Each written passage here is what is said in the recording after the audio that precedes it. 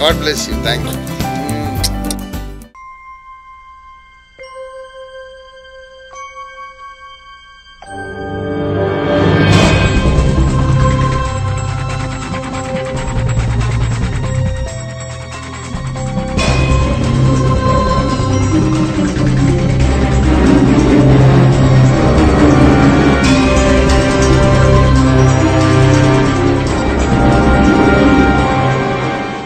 ప్రభునందు నాకు అత్యంత ప్రియులైన అగాపే కుమార్తెలారా, సియోను కుమార్తెలాగా మీరందరూ అగాపే కుమార్తెలారా, మీకందరికీ దైవాశీస్సులు. దేవుని స్తోత్రం. మూలవాక్యముగా మనందరము బైబిలుకే మూలవాక్యమైన ప్రారంభ వచనము చదువుకుందాం. ఆదికాండము 1వ అధ్యాయము 1వ వచనం. ఆదియందు దేవుడు భూమి ఆకాశములను సృజించెను. భూమి నిరాకారముగా శూన్యముగాను ఉండెను. చీకటి అగాధ జలము పైన కమ్మి ఉండెను. దేవుని ఆత్మ జలముల పైన అల్లాడుచుండెను. చిన్న మాట ప్రార్థన చేసుకుందాం. ప్రేమ కలిగిన మా మహాపరిశుద్ధ తండ్రి, జీవాధిపతివైన మా యేసయ్య, ఓఫీర్ మినిస్ట్రీస్ ద్వారా అగాపే సంపూర్ణ సువార్త సంఘము ద్వారా ఈ స్త్రీల పునరుజ్జీవన సదస్సును నిర్వహించడం, ఇది మానవుని తలంపును బట్టి కలిగినది కానీ కాదు, ఏమాత్రమూ కాదని త్రికరణ శుద్ధిగా రూఢిగా మేము గ్రహించి నమ్మి నీకు వందనాలు, కృతజ్ఞతాస్తుతులు అర్పిస్తున్నాం. నేను మీకు ప్రకటించిన సువార్త మనుషుని యోచన ప్రకారమైనది కాదు అని పౌలు అన్నాడు, నీ దాసుడు అన్నాడు. అట్లే ఈ సదస్సు మనుష్యుని యోచన ప్రకారమైనది కానే కాదు కానీ ఇది కేవలము మా రక్షకుడవు, మా ప్రాణనాథుడవు, మా విమోచకుడవు, మా పోషకుడవు, మా సృష్టికర్తవు, మా నిత్య భర్తవు, నీవు తలపెట్టినావు, నీవు జరిగిస్తున్నావు తండ్రి, నీకు వందనాలు చెల్లిస్తున్నావు. ఈ దినమున మీరు ఒక అద్భుతమైన కార్యాన్ని చేయండి స్వామి, అద్భుతమైన ప్రత్యక్షత ఇవ్వండి తండ్రి. పునరుజ్జీవన సదస్సు అని పేరు సార్థకము చేయండి ప్రభువా. అద్భుత కార్యము చేయండి మా తండ్రి. ఘనకార్యం మీరు చేస్తున్నందుకై, ఘనకార్యము చేయడం కొరకై ఈ సదస్సును మీరు ఏర్పాటు చేసినందుకై నీకు వందనాలు, స్తుతులు చెల్లించి ఇప్పుడు నీ వాక్యము పంపించమని, నాతో మాతో అందరితోనూ మాట్లాడమని, సార్వత్రిక సంఘ కన్యకకు సహా అవసరమైన వర్తమానం ఇప్పుడు మీరు పంపిస్తారని ప్రగాఢంగా విశ్వసించి నిరీక్షిస్తూ యేసు పరిశుద్ధ నామమున స్తుతించి స్వతంత్రించుకొని ప్రార్థిస్తున్నాము తండ్రి. ఆమేన్, ఆమేన్, ఆమేన్. ప్రభునందు నాకు అత్యంత ప్రియ కుమార్తెలారా, సోదరీమణులారా, పుత్రికామణులారా, బహుశా ఇప్పుడు నేను చేస్తున్న ప్రసంగము 2000 సంవత్సరాల క్రైస్తవ సంఘ చరిత్ర అంతటిలోనూ అతి ముఖ్యమైన ప్రసంగాలలో ఒకటి అయి ఉండడానికి అవకాశం ఉంది. అందరూ జాగ్రత్తగా వినాలి, శ్రద్ధగా వినాలి, భక్తితో వినాలి, గ్రహింపుతో వినాలి, ప్రార్థనాపూర్వకంగా వినాలి. కొన్ని చాక్లెట్లు దగ్గర పెట్టుకోవాలి. పిల్లలు బావురు మనగానే నోట్లో ఒకటి పెట్టేసేయాలి. అందరూ శ్రద్ధగా ఆలకించాలి ప్రియులారా. I think I cannot preach a more important message than what I am preaching now. ఇది స్త్రీల సమైక్య సదస్సు, పునరుజ్జీవన సదస్సు. దీనికి ఆదికాండం 1:1కి సంబంధం ఏమిటి అని మీరు అనుకోవచ్చు. మానవ జీవితంలో, మానవ సామాజిక రంగంలో, కుటుంబ జీవితంలో, వ్యక్తిగత జీవితంలో, వ్యాపార రంగంలో, రాజకీయ రంగంలో, మానవ జీవితంలోని ప్రతి విభాగానికి ఆదికాండం 1:1కి సంబంధం ఉంటుంది. ప్రతి విషయం మనకు అర్థం కావాలంటే ఆది అనే సమయంలోకి మనం వెళ్ళిపోవాలి. ఆదిని గ్రహించకుండా సమస్య యొక్క ప్రస్తుత రూపాన్ని మనం అర్థం చేసుకోలేము. ఆరంభము ఏమిటో తెలుసుకోకుండా మహిమకరమైన, ప్రయోజనకరమైన అంతమును మనం సాధించలేము. You cannot achieve a meaningful and blessed end without knowing the beginning. Knowing the beginning is the crucial issue, key point. शुरुआत में क्या हुआ था? सबसे शुरू में क्या हुआ था, कैसे हुआ था? ये दुनिया में औरत जो है वो कैसे शुरू हुआ था, क्यों शुरू हुआ था? లోకం ఎలా ప్రారంభమైంది? లోకములో స్త్రీ అనే ఒక క్యారెక్టర్ ఎందుకు ప్రారంభమైంది? ఇది అర్థం కావాలి.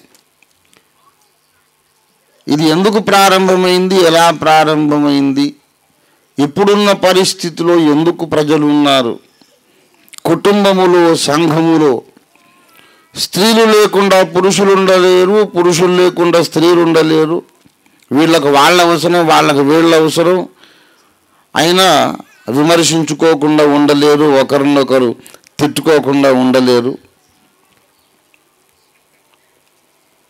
స్త్రీలకు పురుషుల అవసరం. ఎందుకంటే మరి పురుషులు లేకుంటే ఎవరిని తిడతామండి?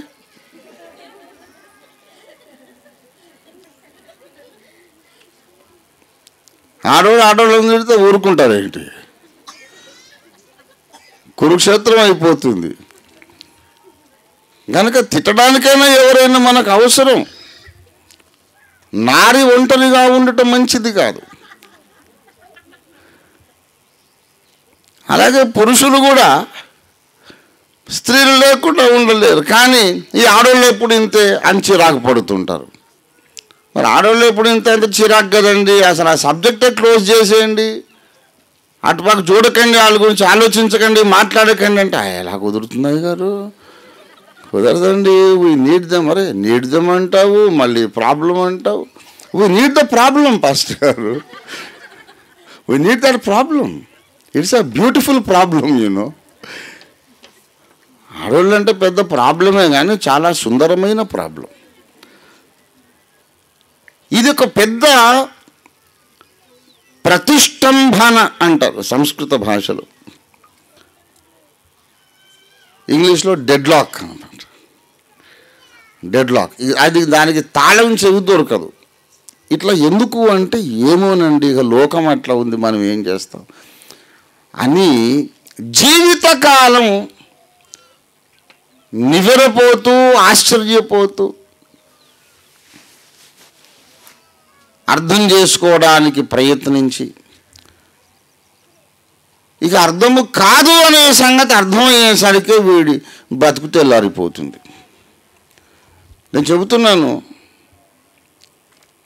ఇది ఎప్పుడో ఒకప్పుడు ఎవరో ఒక ఉపదేశకుడు అడ్రస్ చేయాల్సిన సమస్య. దానికి ఇది రైట్ ప్లాట్ఫామ్, సరైన వేదిక అని నేను నమ్ముతున్నాను. ఈ సమస్య, ఈ లోకములో ఉన్నటువంటి ఈ సమస్యను వివరించడానికి ఎవరో ఒకరు, ఒక మేధావి, ఒక గురువు పూనుకోవాలి. ఇది నేను చెప్పకపోతే, నేను మళ్ళీ చెప్తున్నాను, ఇది నేను చెప్పకపోతే ప్రపంచం మీద ఉన్న ఇంకో మానవుడు చెప్పడు ఇది. If I don't open this secret, nobody else will open the secret. I'm the only right person and this is the right platform. కాబట్టి గుట్టు విప్పాల్సిందే. అసలు ఏమిటి గొడవ? ఆడోళ్ళు ఏంటి, మగవాళ్ళు ఏంటి, ఇది కొట్టుకోవడాలు ఏంటి, పెళ్ళిళ్ళు ఏంటి? ఒకరినొకరు తిట్టుకోవడం ఏంటి, తిట్టుకుంటూనే మళ్ళీ వాళ్ళ చుట్టూ వీళ్ళ చుట్టూ వాళ్ళు తిరగడం ఏంటి? ఎందుకు ఇలా జరిగింది? We are missing some point, something is there. ప్రియులారా, ఈ డెడ్ లాక్ మనకు అర్థం కావాలంటే మనం బిగినింగ్లోకి వెళ్ళిపోవాలన్నమాట. ఆది యందు, నేను మీడియాలో మాట్లాడుతూ చెప్పాను, ఆది యందు అనే ఒక్క మాట కొన్ని వేల ప్రసంగాల పుట్ట. అన్ని మర్మాలకు అక్కడే మనకు ప్రత్యక్షత, పరిష్కారం దొరుకుతుంది. ప్రియులారా, అసలు స్త్రీల సమాజం అని పెట్టుకున్నాం. అసలు స్త్రీలు అనేది ఉండడానికి అవసరమేముంది అంటే, ఉండకపోతే మరి జనరేషన్ ఎట్లాగా అభివృద్ధి అవుతుందండి? మళ్ళీ కొత్త సంతతి, కొత్త తరం పుట్టాలి కదా అంటాడు. ఇలాంటి సమాధానాలు ఎవడిచ్చినా సరే వాడు పూర్ణ జ్ఞాని కాదు, అసంపూర్ణ జ్ఞాని. మొట్టమొదటి విషయం, దేవుడు సర్వశక్తిమంతుడు. ఆయన తలుచుకుంటే ఈ ఆడామగా లేకుండానే కొత్త తరం పుట్టే ఏర్పాటు దేవుడు చేయగలడు అని మనం చెప్పడమే కాదు, ప్రకృతిలోని కొన్ని ప్రాణులు ఆడామగా లేకుండానే కొత్త ప్రాణుల్ని పుట్టిస్తున్నాయి.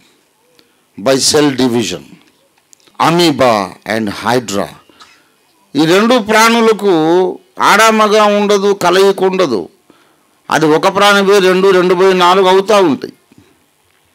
అలాగే దేవుడు చేయగలడు. God can do anything, God can create any system.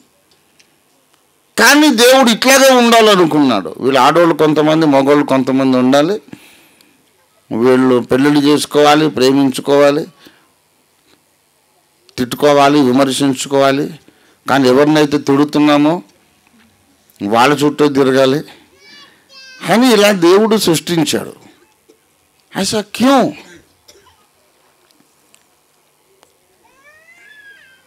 స్త్రీలను గురించి, మానవ మనస్తత్వాన్ని గురించి నేను ఇంకా ఓపెన్ అప్ అయిపోతున్నా. మానవ మనస్తత్వాన్ని గురించి అల్టిమేట్ పరిశోధన చేసినటువంటి మహానుభావుడు సిగ్మండ్ ఫ్రాయిడ్. FREUD. ఆడవాళ్ళకి మగవాళ్ళకి సైకాలజీ టోటల్గా డిఫరెంట్గా ఉంటుంది. ఒకటి శరీరమే వేరని కాదు, మొత్తం మైండ్ మొత్తం different. They are so different as if they came from 2 different planets. ఎంత వేరుగా ఉంటుందంటే 2 వేరే గ్రహాల్లోంచి వచ్చినట్టు వీళ్ళు. పేరుకి ఇద్దరు హ్యూమన్ బీయింగ్సే. ఈమెకు ఆకలి వేస్తుంది, ఆయనకు ఆకలి వేస్తుంది, దాహం వేస్తుంది, నిద్ర వస్తుంది, కొన్ని కామన్ ఫీచర్స్ ఉంటాయి. కానీ ఒక సమస్యను ఆలోచించేటప్పుడు, రియాక్ట్ అయ్యేటప్పుడు మగవాళ్ళ మైండ్, ఆడవాళ్ళ మైండ్ టోటల్లీ డిఫరెంట్. ఎంత డిఫరెంట్ అంటే, men are from Mars, women are from Venus అని చెప్పినోడు సిగ్మండ్ ఫ్రాయిడ్ గారు.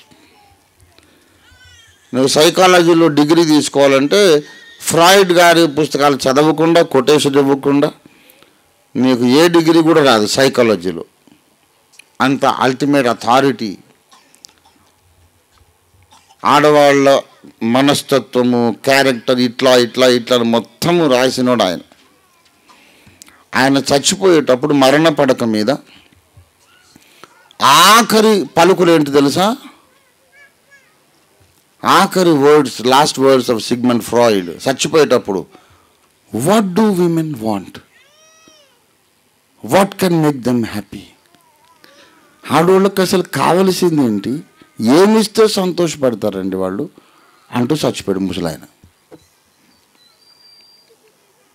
స్త్రీలను గురించి అంత పరిశోధన చేసిన ఆయన 80 ఏళ్ల వయసులో చచ్చిపోయేటప్పుడు ఆఖరి ये लोग चाहते क्या हैं, ये लोग उनको कैसे खुश कर सकते हैं అనుకుంటూ చచ్చిపోయాడు. అయితే నేను ఇంటర్మీడియట్ ఏజ్లో ఉన్నప్పుడు మా ఫ్రెండ్స్, నా ఫ్రెండ్స్ అందరూ గ్రాడ్యుయేట్స్. నేను ఎప్పుడు పెద్దోళ్ళతోనే స్నేహం చేసేవాడిని. ఆ పెద్దోళ్ళే నా దగ్గరకు వచ్చేవాడు, నీ దగ్గర చాలా జ్ఞానం ఉందని చెప్పి. వాళ్ళు గ్రాడ్యుయేట్స్ కనుక మాట్లాడుకుంటూ the last words of Sigmund Freud, what do women want, స్త్రీలకు ఏం కావాలి అంటూ ఆయన చచ్చిపోయాడు. ఆయనకే తెలియకపోతే ఇంకా ఎవరు చెప్పగలరు అంటే నేను చెప్పాను, మీరేమనుకోవద్దు, తమాషాగా మాట్లాడుతూ మిమ్మల్ని ఒక డెప్త్లోకి తీసుకెళ్ళాలని, వాళ్ళని నవ్వించడానికి ఒక మాట అన్నాను నేను. వాళ్లకు ఏం కావాలో మనకు ఎప్పటికీ తెలిసే అవకాశం లేదు, ఎందుకంటే బహుశా వాళ్ళకే తెలియదేమో అని అంటే గట్టిగా నవ్వారు. భలే చెప్తావురా నువ్వు అని. కానీ దానికి అసలు కారణం ఇంకొకటి ఉంది, దాన్నే నేను ఇవాళ మాట్లాడబోతున్నాను. ప్రియులారా, ఆదియందు దేవుడు ఆకాశములను భూమిని సృజించనని మొదలుపెట్టి మొత్తం అధ్యాయం 31 వచనాలలో 6 దినాలలో ఇప్పుడు ఈ భూమి మీద మనము చూస్తున్న సకలమైన ప్రకృతిని దేవుడు, ప్రాణికోటిని ఏ విధంగా ఎప్పుడు ఏ రోజున ఏమేమి సృష్టించాడో చెబుతూ మానవ సృష్టిని గూర్చి మాట్లాడుతూ అన్నాడు 26వ వచనంలో, మన స్వరూపమందు మన పోలిక చొప్పున నరులను చేయుదము. 27 దేవుడు తన స్వరూపమందు నరుని సృజించెను, దేవుని స్వరూపమందు వారిని సృజించెను, స్త్రీనిగాను పురుషునిగాను వారిని సృజించెను. దేవుని స్వరూపమందు నరుని నిర్మించుట అనగా స్త్రీనిగాను పురుషునిగాను నరుని నిర్మించాడు. స్త్రీ నిర్మాణము పురుష నిర్మాణం కలిస్తేనే దేవుడు సృష్టి చేసేటప్పుడు ఏమనుకున్నాడంటే, రూపాయి నాణ్యానికి 2 వైపులు ఉంటాయి, బొమ్మ బొరుసు. తనలోని ఒక భాగమునకు ప్రతిబింబముగా మగవాణ్ణి చేశాడు, తనలోని అవతల భాగము యొక్క ప్రతిబింబముగా స్త్రీని చేశాడు. దేవునిలో స్త్రీతత్వము కూడా ఉంది. అందుకే మన భారతీయ మహర్షులు దేవుణ్ణి భగవంతుడు అన్నారు. అన్నీ తెలుసుకోవాలి. జ్ఞానము అనేది ఉంటే మన మనస్సు నిర్మలమైపోతుంది, శోధన ఉండదు, క్యూరియాసిటీ ఉండదు. భగవంతుడు అంటే, ధనవంతుడు అంటే ధనము కలిగిన వాడు, బలవంతుడంటే బలము కలిగిన వాడు, జ్ఞానవంతుడంటే జ్ఞానము కలిగిన వాడు, భగవంతుడంటే భగము కలిగిన వాడు. అంటే ఏంటి తెలుసా? స్త్రీ తత్వము కలిగిన పురుషుడని అర్థం. A male person who has femininity in him. దేవునిలోని సగభాగము స్త్రీలో ప్రతిబింబించింది, మిగతా సగభాగం పురుషుల్లో ప్రతిబింబించింది. అందుకే వీళ్ళిద్దరి మధ్యలో ఆకర్షణ ఎప్పటికీ ఉంటుంది. ఆకర్షణ లేకుండా ఉండాలంటే ఒకటే మార్గం, దేవుడు తనలోని ఒక భాగాన్ని అసహ్యించుకోవాలి. ఏమిటి నేను ఇలా ఉన్నాను, ఐ హేట్ ఇట్ అని ఈ భాగం అవతల భాగాన్ని ద్వేషించాలి. అప్పుడు ఆడవాళ్ళకు మగవాళ్ళకు ఉండే ఆకర్షణ పుట్టుక్కుని తెగిపోతుంది. They just don't care for each other. కానీ పురుషుడు స్త్రీ వైపు ఆకర్షించబడుతుంటాడు, స్త్రీ పురుషుడి వైపు ఆకర్షించబడుతుంది. ఎందుకంటే దేవుళ్ళు అది సగభాగం, ఇది సగభాగం. దేవుడు తన్ను తాను ద్వేషించుకోలేడు గనక వీళ్ళకిద్దరి మధ్యలో ఆకర్షణ ఉంటుంది. ఈ విధంగా ఎందుకు తయారైంది అనే సంగతి చెబుతున్నా. దేవునికి 2 కొడుకులు ఉన్నారు. ఒకడేమో బిగాటన్ సన్, ఒకడేమో క్రియేటెడ్ సన్. ఒకడు జనితైక కుమారుడు, ఒకడు సృష్టించబడిన కుమారుడు. దేవుని జీన్స్తో పుట్టినోడు ఒకడు, బయట నుంచి దేవుడు పుట్టమంటే దేవుని జీన్స్కు సంబంధం లేకుండా పుట్టినోడు ఒకడు. ఈ ఇద్దరు కొడుకులే ఉన్నారు. అప్పటికి మిగతా దేవదూతలు లేరు, స్వర్గము లేదు, పరలోకం లేదు, పంచభూతాలు లేవు, ఏమీ లేదు. ఏమీ లేకముందు దేవుడు ఒకడిని చేశాడు. ఆ ఇద్దరు దేవుని కొడుకులు, అన్నయ్య తమ్ముడు, తమ్ముడు అన్నయ్య, చాలా ప్రేమగా ఉండేవాళ్ళు. ప్రియులారా, మరి ఏమీ లేకముందు, పరలోకమే లేకముందు, పంచభూతాలు లేకముందు దేవుడు ఒక కొడుకును సృష్టించినాడు అన్నాను. దేవుడు ఒక కొడుకును కన్నాడు. దేవుడు కన్న కొడుకు ఎవరు చెప్పండి? యేసు ప్రభు వారు కదా. యేసు ప్రభు వారు ఎక్కడ ఉండాలి అనేది సమస్య కాదు. ఎందుకు సమస్య కాదు? సమీపించరాని తేజస్సులోనికి ఆయన వెళ్ళగలుగుతాడు, రాగలుగుతాడు. దేవుడు కనేశాడు కొడుకును. సమీపించరాని తేజస్సు నుండి ఆ కొడుకు బయటకు వస్తాడు, లోపలికి వెళ్తాడు. ఆది సంభూతుడు, ఆయన పేరు ఆది సంభూతుడు. కనుక ఆయన ఎక్కడుండాలి? ఆయనకు అకామిడేషన్ ఎక్కడ, నిలవు నివాసం ఎక్కడనే సమస్య లేదు. కానీ సృష్టింపబడిన కొడుకుకు ఆ సమస్య ఉంది. ఇంకా స్వర్గము తయారు కాలేదు, పరలోకం లేదు, దేవదూతలు లేరు. మరి వీడిని ఎక్కడ పెట్టాలి? వీడిని లోపలికి తెచ్చుకునే అవకాశం లేదు. ఎందుకు? సృష్టింపబడిన వాడు ఎవడు కూడా సమీపించరాని తేజస్సు లోపలికి రావడానికి వీలు లేదు. అసలు అది నేచరే అంగీకరించదంతే. ఆ అన్క్రియేటెడ్, అన్అప్రోచబుల్ లైట్, ఆ దురవగాహమైన తేజస్సు విసిరి కొట్టేస్తుంది వాడిని, కరెంట్ షాక్ కొట్టినట్టు. సృష్టింపబడకుండా ఆది మధ్యాంతరహితుడుగా ఉన్న వ్యక్తి ఎవడైనా వస్తేనే అది లోపలికి రానిస్తుంది. ఆరంభం అంటూ ఉన్నవాడు ఎవడన్నా దరిదాపులకు వచ్చినా జాడించి కొడుతుందంతే. ఎక్కడో విసిరివేయబడతాడు వాడు. మరి వాడిని ఎక్కడ పెట్టాడు? ఒకటి నేను చేసేసుకున్నాను, నేను సృష్టి నిర్మాణం చేశాను. మరి వాడు కొడుకు, వాడెక్కడ ఉండాలా? వాడిని దేవుడు దేవునికి ప్రతిష్ఠించబడిన పర్వతము మీద వాణ్ణి పెట్టాడు. అందుకే యెహెజ్కేలు 28:14 చూడండి.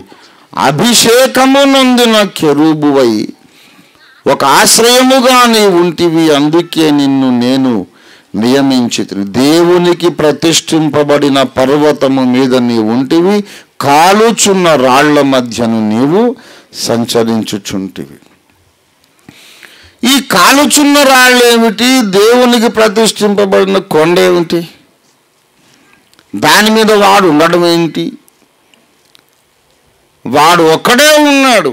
ఆ కొండ దేవునికి డెడికేట్ చేయబడింది, దేవుని కొరకే ప్రతిష్ఠింపబడింది. దాని మీద వాడెందుకున్నాడు?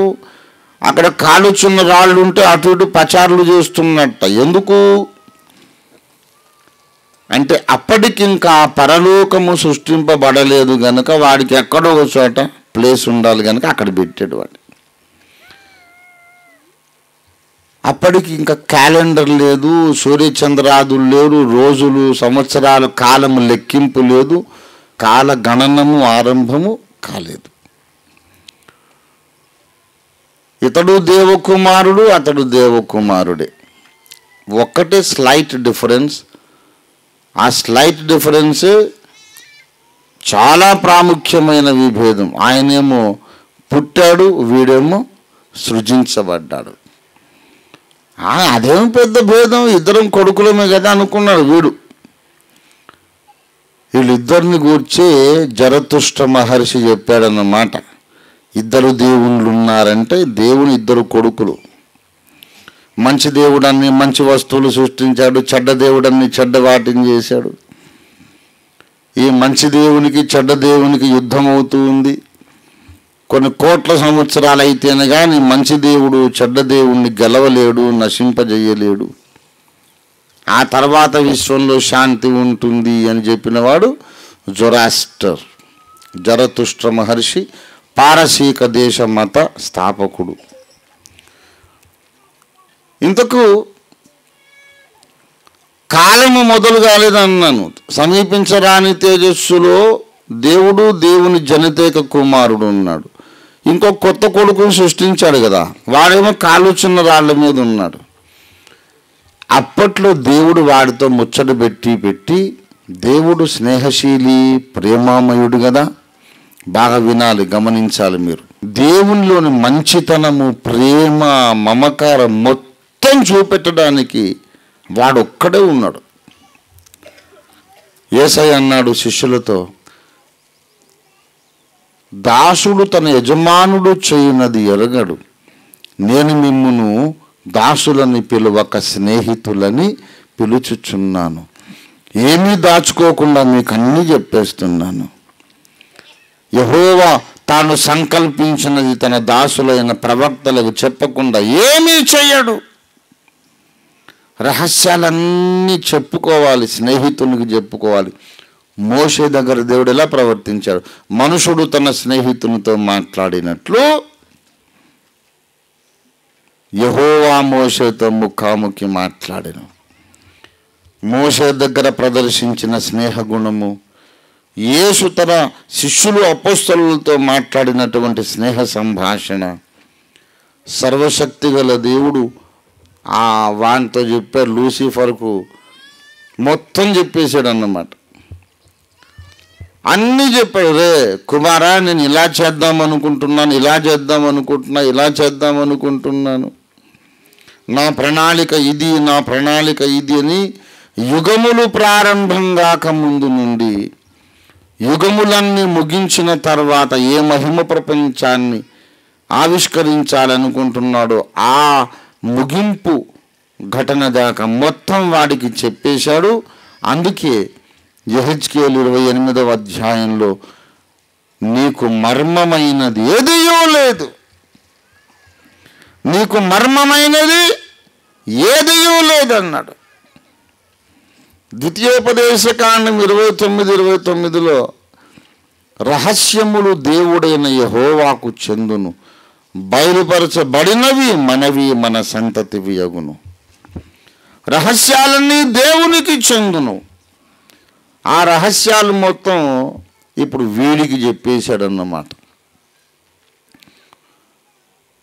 నా కుమారుణ్ణి మునుముందు నేను సృష్టించే, బాగా వినాలి, మునుముందు నేను సృష్టించే విశ్వానికి నా జనితైక కుమారుణ్ణి నేను చక్రవర్తిని చేస్తాను. ఎవరిని తండ్రి అన్నాడు. అదేరా అన్నయ్య, నీ అన్నయ్య ఉన్నాడు కదా, వాడిని నేను చక్రవర్తిని చేస్తా. ఆహా, ఎప్పుడు చేస్తావు అంటే అతడికి ఒక పట్టపురాణి ఉండాలి, ఒక వధువు సంఘం ఉంటుంది, ఉన్న తర్వాత అప్పుడు చేస్తాను. ఆహా, ఎక్కడి నుంచి వస్తుంది వధువు సంఘం అంటే భూమి అనే గ్రహం నుంచి వస్తుంది. అది ఎక్కడుంది అంటే దాన్ని ఇంకా నేను చేయలేదు, చేస్తాను, ఆకరణ చేస్తాను. ఇలాగ మొత్తం అంతా చెప్పాడు. వీడికి అప్పుడే నాటుకుంది విషబీజము. ఏమయ్యా, నన్ను వదిలిపెట్టి అన్నయ్యని రాజుని చేస్తావు, అన్నయ్యకేమో వధువు సంఘాన్ని చేస్తావు, అన్నయ్యకి పెళ్లి చేస్తావు, నేనేమో ఎర్రముఖం వేసుకొని అంత చూస్తుంటాను, నేను మైబి దేఖలోంగా. అప్పుడు వచ్చింది వాడి లోపల దురాశ గర్భము ధరించి పాపమును కనగా పాపము పరిపక్వమై మరణమును కను. అప్పుడు పుట్టింది వాడి లోపల విషబీజం. అయితే వాడు మహాజ్ఞాని. మూఢుడు కోపపడునది నిమిషములో బయటపడును, జ్ఞాని తన కోపమును అణుచుకొని ఊరకుండు. మహాజ్ఞాని కోపడ్డప్పుడు అస్సలు బయటికి పొక్కడు. ఏదో అమాయకుడు, పిచ్చోడు, మూర్ఖుడు అనుకోండి, కోపం రాగానే బీపీ పెంచుకొని టపటపడ కేకలు వేసేస్తాడు, కొడతాడు, తిట్టుకుంటాడు, మళ్ళీ ఏముండదు పాపం. వాడు అప్పటికప్పుడు నోరు పెంచి కేకలు వేసినోడు పర్వాలేదు, వాడు ప్రమాదకారి కాదు. మాట్లాడకుండా ఉన్నోడు చాలా డేంజర్, నాలంటాడు. సామెత ఉంది కదా, మురిగే కుక్కలు కరవవు అని. కానీ కొన్ని కుక్కలు మరుగుతాయి, కరుస్తాయి కూడా. అది కూడా నేనే సాదృశ్యం దాన్ని. ఒకసారి ఇద్దరు ఫ్రెండ్స్ చిన్నప్పటి నుంచి కలిసి చదువుకున్న ఫ్రెండ్స్ ఉన్నారు. వాళ్ళు పెద్దోళ్ళు, ఇద్దరు డాక్టర్లే. ఒక ఫ్రెండు పెద్ద బుల్డాగ్ని పెంచుకున్నాడు. ఇంకో ఫ్రెండు ఆ ఫ్రెండ్ ఇంటికి పోయాడు. ఎప్పుడు కట్టేసి ఉంటుంది కుక్క. ఆ రోజు ఆ పనుడు కట్టేయడం మర్చిపోయాడు. వీడు తోటలోకి అడుగు పెట్టగానే ఆ కుక్క వెంటపడింది. బౌ అని మీద ఏంటి కట్టేయలేదా దీన్ని అని చెప్పి ఇంటి చుట్టూ తోటలో పరుగులు లంకించుకున్నాడు వీడు. ఆ లోపల అసలు ఫ్రెండ్ వచ్చాడు ఆ ఇంటి యజమాని. ఎందుకు పరిగెడుతున్నావు అంటే, అరే కుక్కరా బాబు, దాని ముందు పట్టుకో కట్టే. మురిగే కుక్కలు కరవావు, నీకు తెలీదా, ఎందుకు భయపడుతున్నావు అన్నాడు. నాకు తెలుసు కానీ కుక్కకు తెలుసా అన్నాడు. మురిగే కుక్కలు కరవని నాకు తెలుసు కానీ మీ కుక్కకి తెలుసా అని ఎట్లా పరిగెడుతున్నాడు. కొన్నిసార్లు ప్రతి సామెతకు ప్రతి రూల్కు ఎక్సెప్షన్ ఉంటుంది. కొంతమంది మరుగుతారు, కరుస్తారు కూడా, అది కూడా ఉంది. కానీ జనరల్గా మాత్రం ఆవేశపడి ఉద్రేకపడి గడగడగడ మాట్లాడి తిట్టి చేసేటోడు వాడు మంచివాడు, ఎవరికి హాని చేయడు. జనరల్గా డేంజరస్ ఫెలో ఎవడంటే, కోపం వచ్చింది ఏ వెరగనట్టున్నాడు వాడు చాలా డేంజరస్. వీడున్నాడే ఈ లూసిఫర్, మొట్టమొదటి సృష్టించబడిన కొడుకు, ద ఫస్ట్ క్రియేటెడ్ సన్. వాడు విషబీజం నాటుకున్న తర్వాత చాలా సంతోషం, తండ్రి ఎంత మంచి ప్రణాళిక వేసి అన్నయ్యని రాజుని చేస్తావా అన్నాడు వాడు. అప్పుడే ఆది నుండి అబద్ధికుడు. అందుకే వాడు from the beginning he's a liar. తర్వాత మొదలైంది, సృష్టిని చేద్దాం అనుకున్నాడు. భూలోకం లేదు అప్పటికి. ఇంకా దేవుడు మొత్తం కోట్ల కోట్ల కోట్ల కోట్ల కోట్ల ప్రపంచాలు సృష్టించాడు. ప్రతి ప్రపంచములోను, బాగా వినాలి, ప్రతి ప్రపంచంలోనూ ఆడ మగ ఉన్నారు. అన్ని ప్రపంచాల్లో స్త్రీలు ఉన్నారు, పురుషులు ఉన్నారు. కానీ ప్రతి ప్రపంచములో పురుషులు అందంగా ఉంటారు, స్త్రీలు పరమ వికారంగా ఉంటారు. చూడలేమన్నమాట, అట్లా ఉంటారు ఆడోళ్ళు.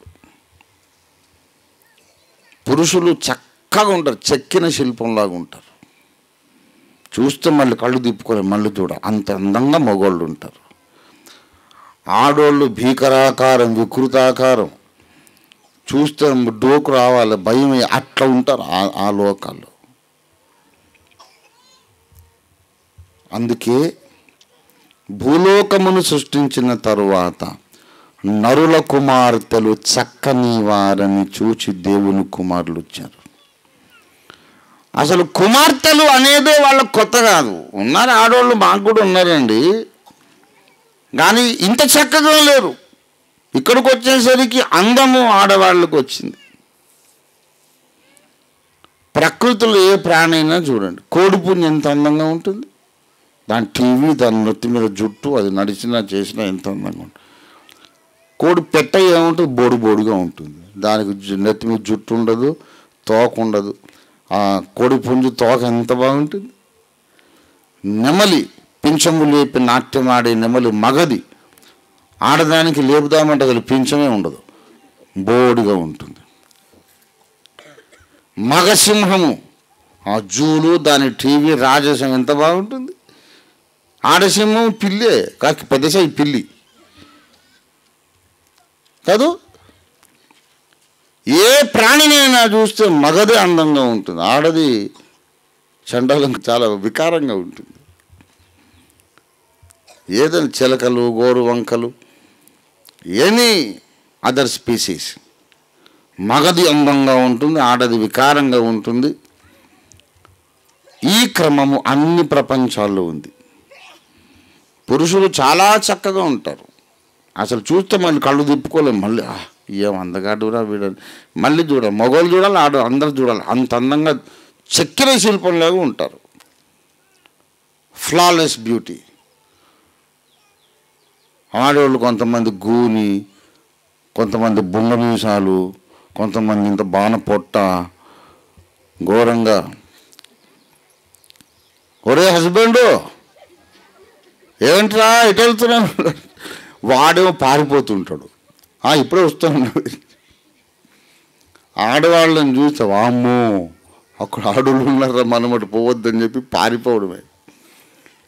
ఈ లోపల ఎవడో వార్త చెప్పాడు, దేవుడు కొత్త లోకాన్ని చేశాడు, అక్కడ కూడా ఆడవాళ్ళునా ఉన్నారులే, మనకున్నారు కదా ఆడవాళ్ళు, వేస్ట్ అసలు ఆ సంగతి ఎత్తబాక అన్నాడు ఒకడు. రేపు పిచ్చోడా, ఇక్కడ కథ వేరు అక్కడ కథ వేరురా, వాళ్ళు చాలా చక్కగా ఉన్నారు. ఏం చక్కగా ఉన్నారు, మనకంట బాగుంటారా, చూద్దాం పద. నిజంగా అసలు మనం పనికిరాము, అంత చక్కగా ఉన్నారు. అలాగా ఆడవాళ్ళు కూడా అందంగా ఉంటారా? ఆడవాళ్ళు అంటే పరమ చండాలంగా ఉంటారుగా, ఇన్ని కోట్ల లోకాలు. అదే ఈ కొత్త లోకం సంగతి వేరురా, చూద్దాం రా అని వచ్చి, వామ్మో ఇదేంటి, ఇది కొత్త ప్రపంచం, ఇక్కడ మగవాళ్ళే వికారంగా ఉన్నారు, ఆడవాళ్ళు చాలా చక్కగా ఉన్నారు అని అందరూ పోయి ఆ లోకాలన్నీ చెప్పుకున్నారు. ఈ పరిస్థితికి కారణము సైతాను. ఒక మాట అంటున్నాను, అందము మోసకరము, సౌందర్యము వ్యర్థము అని సొలొమోను మహారాజు రాశాడా రాయలేదా? సామెతల గ్రంథము ఆఖరి వచనాలు 31వ అధ్యాయం 30వ వచనం. అందము మోసకరము, సౌందర్యము వ్యర్థము. బాగా వినండి, నా మాటలు విని సమాధానం జవాబు చెప్పండి. మోసకరమైన దాన్ని చేసేవాడు ఎవరు? దాన్ని ఏమంటారు? వానికి ఏం పేరు పెట్టవచ్చు? మోసకరమైన దాన్ని సృజించిన వాడిని మోసగాడు అనొచ్చు, అనొద్దా? మోసకరమైన దానిని చేసేవాడు మోసగాడు. మరి దేవుడు మోసగాడా? మోసకరమైంది దేవుడు చేస్తాడా? మరి మోసగాడు ఎవరు చెప్పండి? సర్పము నన్ను మోసగించినందున, సర్పము నన్ను మోసగించినందున నేను ఈ పండు తింటిని అన్నది. గనక మోసకరమైన దానిని చేసిన వాడు సాతాను. సృష్టిలో వాడు సలహాలు చెప్పాడు దేవుడికి.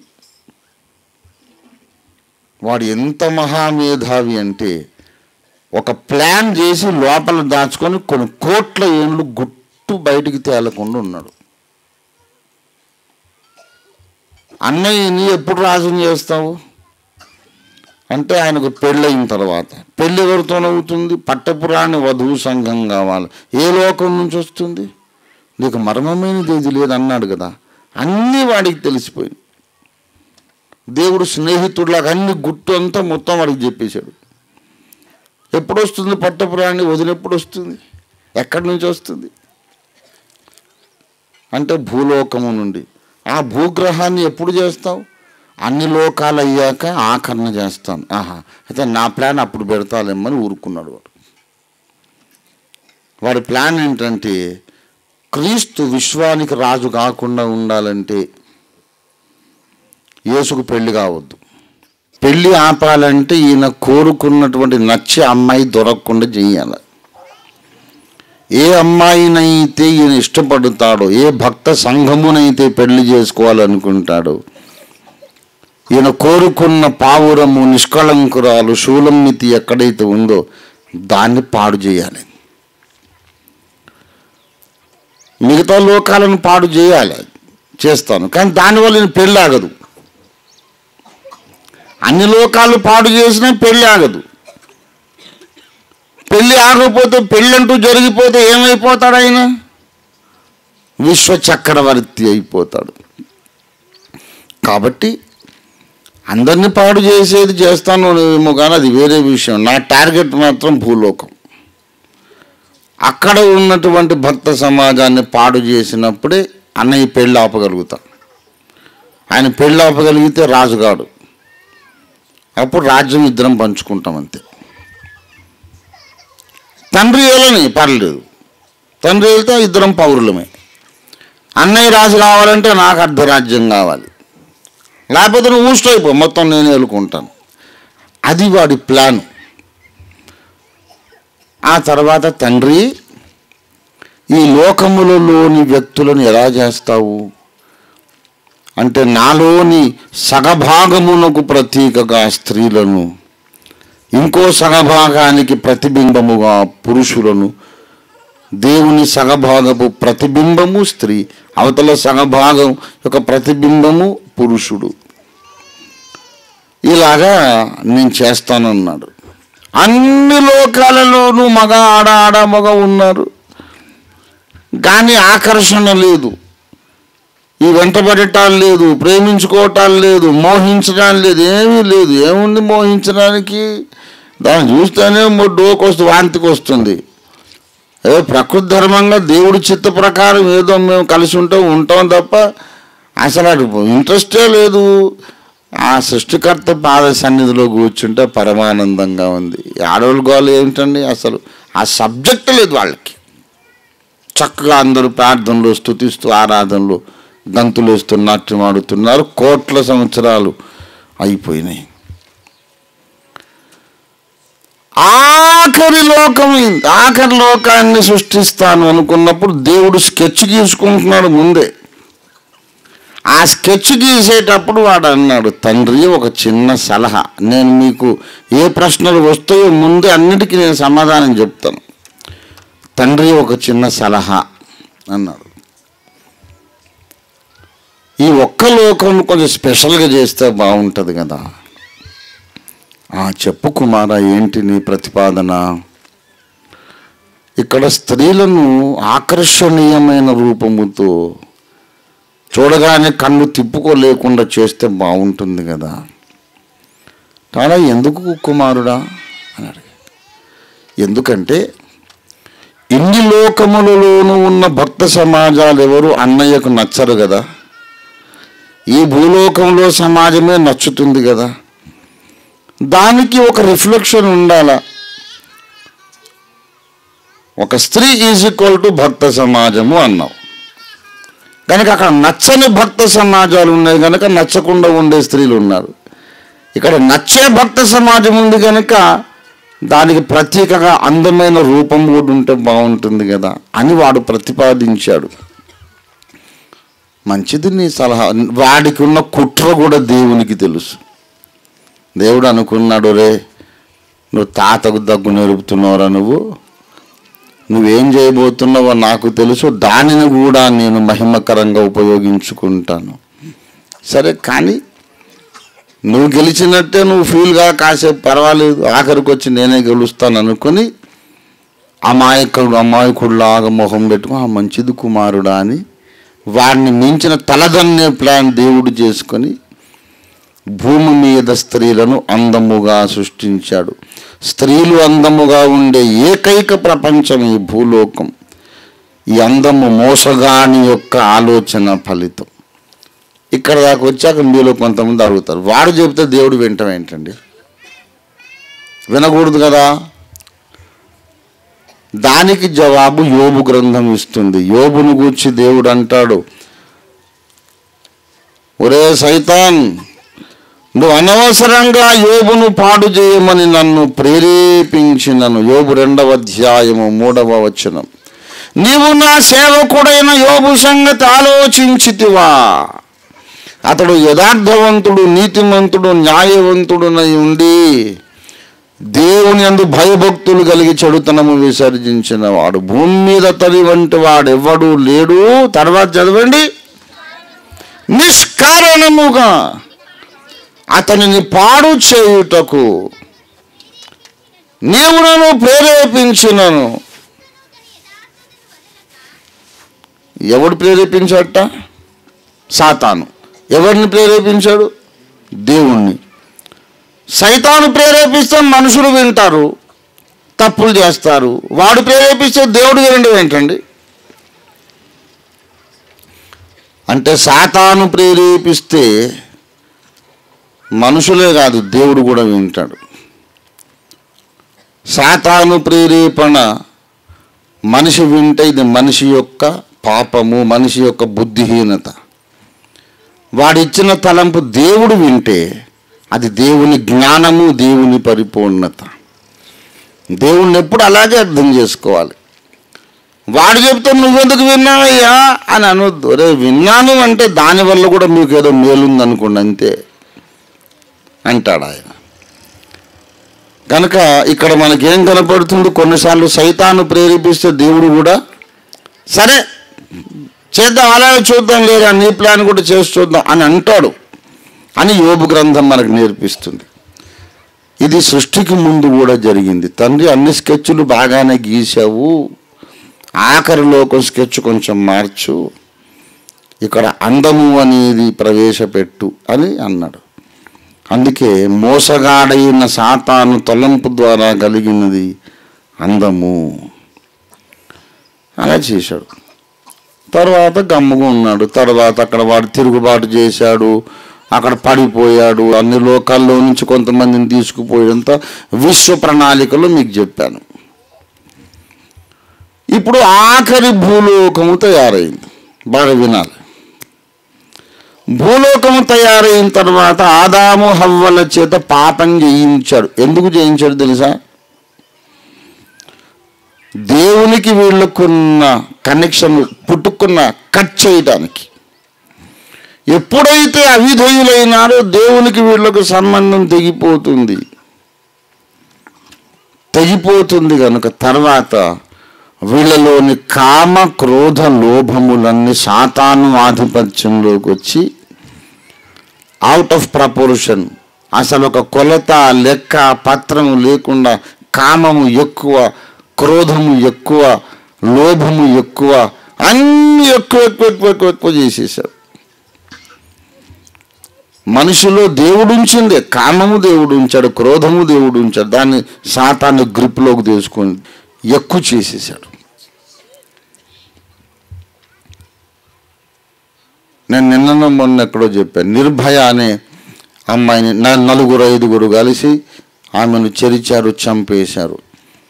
కుక్కలు కానీ సింహాలు కానీ ఇంకేమైనా జంతువులు కానీ ఒక ఆడ జంతువును అట్లా రేపు చేసి చంపుతాయా? అసలు ప్రకృతిలో లేదు, చరిత్రలో లేదు. ఆ ఆడ జంతువుకి ఇంట్రెస్ట్ లేకపోతే నోరు మూసుకుని వెళ్ళిపోద్ది అంతే. ఇదేం దుర్మార్గము? ఆమె అరుస్తున్నా, మొత్తుకుంటున్నా, ఆమె ఏడుస్తున్నా సరే అంత రాక్షసంగా ప్రాణం పోయిందాకా చేశారు. అదేంటి? అది ప్రేమ? ఏమనాలి దాన్ని? పశుత్వమా? పశువులట్ట చేయవే. మానవునిలో దేవుడు ఉంచిన ఆరోగ్యకరమైనటువంటి కోరికలన్నిటినీ అవుట్ ఆఫ్ ప్రపోర్షన్ భయంకరంగా ఎక్కువ చేసేసి క్రమము లేకుండా చేయడానికే దేవుని నుండి విడదీశాడు సైతాను. దేవుడు వద్దన్న పండు తినండి అని ఎందుకు చెప్పాడు అనుకున్నారు? ఎప్పుడైతే వద్దన్న పండు తింటారో అవిధేయులైపోతారు, దేవుని సన్నిధి నుండి తొలివేయబడతారు, దేవునికి వీళ్ళకున్న లింకు దిగిపోతుంది, కనెక్షన్ పోతుంది. అప్పుడు సైతాను కంట్రోల్ లోపలికి వస్తారు. ఏ జంతువులైనా సరే వాటికి పునరుత్పత్తి ప్రక్రియకు పిల్లల్ని కనడానికి ఒక సీజన్ ఉంది. ఒక సీజన్ లేనిది మనుషులకే. దేవుని జీవ గ్రంథములు బాగా వినాలి, ఇదే వేదిక. దేవుని జీవ గ్రంథములు జగదుత్పత్తికి ముందు ఎవరి పేర్లు రాయబడెనో అనే మాట బైబిల్లో ఉంది కదా. ఎవరి పేర్లు రాశాడు అనుకున్నారు? ఆదాము హవ్వలు పాపము చెయ్యకుండా ఉంటే, దేవుని చిత్త ప్రకారమే కలుసుకుంటే, ఎవరెవరు మహిమ ప్రపంచంలో పుట్టి మహిమలోని జీవిస్తారో వాళ్ళ లిస్ట్ అది. ఎప్పుడైతే దేవుడి నుంచి కట్ ఆఫ్ అయిపోయినారో, ఇష్టానుసారంగా పెళ్ళిళ్ళు కలుసుకొని దేవుని లిస్టులో లేనోళ్ళని కూడా కంటున్నారు మనుషులు. భయంకరంగా జనాభా పెరిగిపోయింది. వీళ్ళందరూ దేవుడు ముందు పుట్టిద్దాం అనుకున్న వాళ్ళు కాదు. దేవుని చిత్తం లేకుండా కేవలం శరీరము కొరకే పెళ్ళిళ్ళు చేసుకొని, శరీరం కొరకే కలుసుకొని, తమ కోరికల కొరకే పెళ్ళిళ్ళు చేసుకొని, దేవుడు ప్లాన్ చేయనటువంటి కోట్ల మంది మనుషులను కన్నారు. ఇప్పటి ప్రపంచంలో దేవుని బిడ్డలారా, ఆదియందు దేవుడు స్త్రీని నిర్మించినప్పుడు పాపము చెయ్యక ముందు అవిధేయులు కాకముందు దేవుని యొక్క సగభాగం యొక్క ప్రతిబింబము స్త్రీ, ఇంకో సగభాగం యొక్క ప్రతిబింబం పురుషుడు. ఎప్పుడైతే కట్ అయిపోయిందో స్త్రీ మీదికి ప్రత్యేకమైన శాపం వచ్చింది ప్రియులారా. ఆ శాపము నుండి ఆమె విమోచించబడడానికి శిశు ప్రసూతి కావాలి అన్నాడు. మొదటి తిమోతి పత్రిక 2వ అధ్యాయము 11-12 వచనాలు. స్త్రీలు మౌనంగా ఉండాలి, సంపూర్ణ విధేయతతో. ఈ ఆజ్ఞ ముందు లేదు, బాగా వినాలి. మానవ జాతి పాపము చేసిన తర్వాత వచ్చింది ఆజ్ఞ, ఆడవాళ్ళు నోరు మూసుకొని ఉండండి అని. అంతకుముందు ఆజ్ఞ లేదు కాబట్టి ఆమె సర్పంతో మాట్లాడింది. స్త్రీ మాట్లాడొద్దు అనే ఆజ్ఞ ఒకవేళ ఉండి ఉంటే, అయినా స్త్రీ సర్పంతో మాట్లాడుంటే మొదటి పాపము పండు తినటం కాదు, హవ్వ మాట్లాడటం మొదటి పాపం అవుతుంది. పండు తినేదాకా పాపం అనేది లేదు, పండు తినేదాకా ఆజ్ఞాతిక్రమం లేదు. అంటే అంతకుముందు అంతా ఈక్వాలిటీ ఉంది. ఆడవాళ్ళు లోబడండి, పురుషులు అధికారం చేయండి అనేది ఎందుకు వచ్చిందంటే పాపం ప్రవేశించాక స్త్రీ మీద స్పెషల్ కర్స్ వచ్చింది. అక్కడ ఏమంటారు చూడండి, స్త్రీ మౌనంగా ఉండాలి కానీ ఉపదేశించటకైనా పురుషుని మీద అధికారం చేయుటకైనా ఆమెకు సెలవేను. మొదట ఆదామును తర్వాత హవ్వ నిర్మించబడిది కాదా? మరియు ఆదాము చెప్పండి మోసపరచబడలేదు కానీ స్త్రీ మోసపరచబడి అపరాధంలో పడెను. ఎప్పుడైతే స్త్రీ అపరాధంలో పడిందో స్పెషల్ కర్స్ ఆమె మీదకి వచ్చింది. ఇది బాధాకరమైన విషయమే. ప్రత్యేకమైనటువంటి శాపము స్త్రీ మీద ఉంది. దేవుడు పలికిన శాప వచనాలలో ఆదాముకు వేరేగా స్త్రీకి వేరేగా పలికాడా లేదా? ఏమండి, ఆదికాండము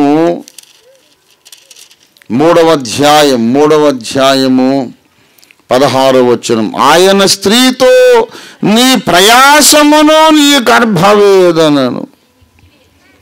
ఆ రెండు వేరు వేరండి. చాలామంది గర్భవేదనే చెప్తారు. గర్భవేదన కంటే ముందు ప్రయాసం అన్నాడు.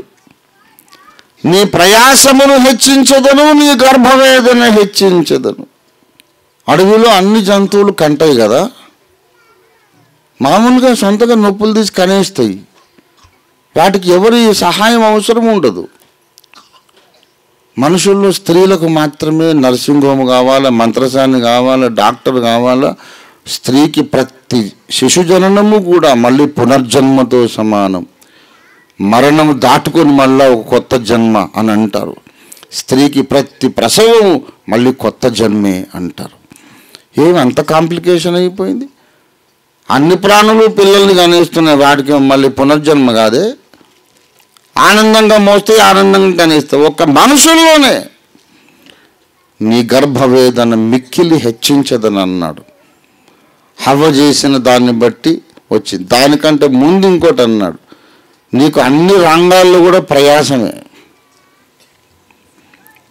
నీ ప్రయాసమును హెచ్చించదను, గర్భవేదనను హెచ్చించదను. ఆ తర్వాత ప్రియులారా, వేదనతో నీవు పిల్లలను కందువు, నీ భర్త ఎడల నీకు వాంఛ కలుగును. అతడు నిన్ను, ఈమెను రూలింగ్ పొజిషన్ లేకుండా నిన్ను ఒకడు ఏలాలి అని పెట్టాడు దేవుడు. ప్రియులారా గమనించాలి, ఆదిలోకి వెళితే తప్ప మనకు విషయం అర్థం కాదు. ఇప్పుడు నాస్తిక సమాజాలన్నీ బయలుదేరి వామపక్ష భావాలు, కమ్యూనిస్టు భావాలు, నాస్తిక భావాలు కలిగి ఆడవాళ్ళు ఎందుకు లోబడాలండి, అంతా సమానమేనండి, వాళ్ళెంతో వీళ్ళెంతో వీళ్ళంతో, మూతి మీద మీసాలు ఉంటే గొప్పే ఉందండి, ఎవడు తక్కువ ఎక్కువ కాదు, అందరూ సమానమే అని పిచ్చి పిచ్చి మాటలు మాట్లాడుతున్నారు. సృష్టి ఆరంభములో దేవుని సగభాగము స్త్రీ మీద ప్రతిబింబించింది, దేవుని ఇంకో సగభాగం పురుషుని మీద ప్రతిబింబించింది. ఈ సగభాగము అందముగా ఉండాలి అనేది సాతాను యొక్క మోసపూరితమైన కుట్ర. ఇప్పుడు మగ కుక్కలు ఆడ కుక్కలు చూడండి, ఏది అందంగా ఉంటుంది? అసలు ఏది అందంగా ఉండదు. కుక్కేనే అందమే ఉంది. అబ్బా నా కుక్క ఎంత అందంగా ఉంది. ఇప్పుడు ఇంకో కుక్క, ఈ మగ కుక్కలన్నీ కలిసి ఆ కుక్క చాలా అందంగా ఉందని ఏ కుక్కని అనుకుంటాయా? అన్ని మూతులు ఒకటే రకం ఉంటుంది. దానికి ఏం లాభం, లిప్స్టిక్ వేసినా లాభం లేదు. ఇక్కడ మాత్రమే ఉంది మానవ జాతిలో. ఇది అర్థం చేసుకుంటే మనం ప్రపంచాన్ని గెలవగలము, విశ్వాన్ని గెలవగలము, మన జీవితంలో మనము విజయం సాధించగలుగుతాం. దేవుని స్తోత్రం కలుగును గాక. ఇది ఎవరు మాట్లాడరు ఈ టాపిక్. ఆడవాళ్ళు లోబడండి, మగవాళ్ళు పరిపాలించని, వీడు పరిపాలించేది ఉండదు, వాళ్ళు లోబడేది ఉండదు. అట్లా లోబడితే అసలు వాళ్ళు ఆడవాళ్ళే కాదు. ఎట్లా లోబడతారు? ఎందుకు లోబడతారు? లోబడేది లేదు, ఏమి లేదు. నోరు మొయ్యి. బ్రదర్ అని సంఘాలు ఉంటాయి, కొన్ని సంఘాలు ఆడవాళ్ళు సంఘంలో అస్సలు నోరెత్తనీరు. పాట ఎత్తొద్దు, వచనం వాక్యం చదవద్దు, మాట్లాడనవద్దు. ఆడవాళ్ళు సైలెన్స్, బిల్కుల్ ఖామోషి, ఏం సపోర్ట్ చేయొద్దు అంటే ఆడవాళ్ళు పాపం సంఘంలో అట్లాగే ఉంటారు. ఇంటికి రారు, నీ సంగతి చెప్తాను. సంఘంలో నన్ను మాట్లాడినవా, ఇంట్లో నిన్ను మాట్లాడియా. ఇంటికి రాని సంఘంలో ఉండేది 2 గంటలు, ఇంట్లో ఉండేది 22 గంటలు. అక్కడ పోయిన తర్వాత సంఘములో స్త్రీ మౌనముగా ఉండవాలంటే వెనక ఆడవాళ్ళు ఇంకో వచనం రాస్తారు, పురుషుడు ఇంట్లో మౌనముగా ఉండవాలి. అక్కడ తడాకా తీస్తారు. అక్కడ ఏమరా నువ్వు పెద్ద మగవాడు పోయి అక్కడ బైబిల్ వచనం చూపెట్టి మమ్మల్ని పాట ఎత్తనియో వచనం చదవనియోవా, మీరు మగవాళ్ళందరూ వెళ్తారా? ఇంటికి రా, నిన్నే నేను వెళ్తా, నేను సంగతి చెప్తానని ఒక దగ్గర అణిచివేస్తే ఇంకో దగ్గర ఆ తిక్క చూపిస్తారు. తప్పకుండా అందరం మనుషులే కదా. అసలు సంగతి చెప్పుకోండి. ఇక్కడ ఏంటంటే ఇద్దరిలోనూ ఏముంది చెప్పండి? దేవుని అంశ. ఇద్దరిలో ఏముంది? దేవుని అంశ. దేవునిలోని ఒక అంశమో స్త్రీతత్వము, దేవునిలో ఇంకో అంశ పురుషతత్వం. కనుక ఈ అంశ ఆ అంశ ద్వేషించడానికి వీలు లేదు. కనుక ఆకర్షణ ఉంది. ఆకర్షణతో పాటు ఏముంది? అందము అనేది ఉంది. ఒకసారి అటు చూపు పడితే ఇక ఆకర్షణ స్టార్ట్ అవుతుంది. చూపు పడేదాకా అందం అనేది ఉపకరిస్తుంది. చూపు పడ్డ తర్వాత ఆ అంశ ఈ అంశ ఆకర్షించుకుంటాయి. ఆకర్షించుకునేటప్పుడు ఏమవుతుందంటే ఆమె మీద సాతాను ప్రభావం పనిచేస్తుంది. అన్ని విషయాలు కరెక్ట్గానే ఆలోచించి జీవితానికి కీలకమైన నిర్ణయం తీసుకోవాల్సి వచ్చేటప్పుడు డెఫినెట్గా రాంగ్ డెసిషన్ తీసుకుంటారు. స్త్రీలు బాగా అర్థం చేసుకోండి. నేను ఎన్నోసార్లు చెప్పాను, నా బాల్య మిత్రురాలు ఒక అమ్మాయి ఉండేది. అసలే గొడవగా ఉంది, ఓఫీర్ గారి క్యారెక్టర్ మంచిది కాదని. బాల్య మిత్రురాలు అంటే మీరు ఏం అపార్థం చేసుకోకండి. నేను ఆమె కలిసి 5వ క్లాసులో క్లాస్మేట్లు. ఎదిగిన తర్వాత చాలా చక్కనిది. యవనస్తురాలయ్యాక ఇంకా చాలా చక్కగా ఉండేది. వాళ్ళ నాన్న లక్షాధికారి. వాళ్ళు ఆ రోజుల్లో ఒక అంబాసిడర్ కారు మెయింటైన్ చేశారు. చాలా అన్ని విధాలు సమాజంలో నాయకుడు, సంఘంలో నాయకుడు వాళ్ళ నాన్నగారు. పెద్ద పెద్ద మేనేజర్ల, కంపెనీ మేనేజర్ల అబ్బాయిలందరూ కూడా ఆ అంకుల్ అమ్మాయిని ఇస్తే బాగుండి పెళ్లి చేసుకోవాలని వాళ్ళ ఇంటి చుట్టూ తిరుగుతుండేవాళ్ళు. ఎవరిని చేసుకుంటుందో ఇంతమంది వెంటబడుతున్నారు. అందరూ ఒడ్డు పొడుగు చక్కగా గ్రాడ్యుయేట్స్, చక్కగా వెల్ టు డూ ఫ్యామిలీస్, ఎంతోమంది ఇష్టపడ్డారు. ఆ రోజుల్లో ఈ అమ్మాయి ఆ టౌన్ అంతా ఒక్క ఊపు ఊపేసిందన్నమాట. తర్వాత ఇంటి ముందుకు జామకాయలు అమ్మేటోడు ఒకడు వచ్చాడు. గారబెట్టిన పళ్ళు, ఒళ్ళంతా భయంకరమైనటువంటి కురుపులు. వాడిని చూస్తే మా అందరికీ వాంతికి వచ్చేస్తుంది. ఎప్పుడు కారాకెళ్ళి నమ్ములుతూ గారబెట్టిన పళ్ళు. 2 సార్లు 3 రోజులు వరుసగా వచ్చి జామ పళ్ళు అమ్మాడు. జామకాయలు కొనుక్కొని తిన్నది. 4వ రోజు వాడితో లేచి వెళ్ళిపోయేది.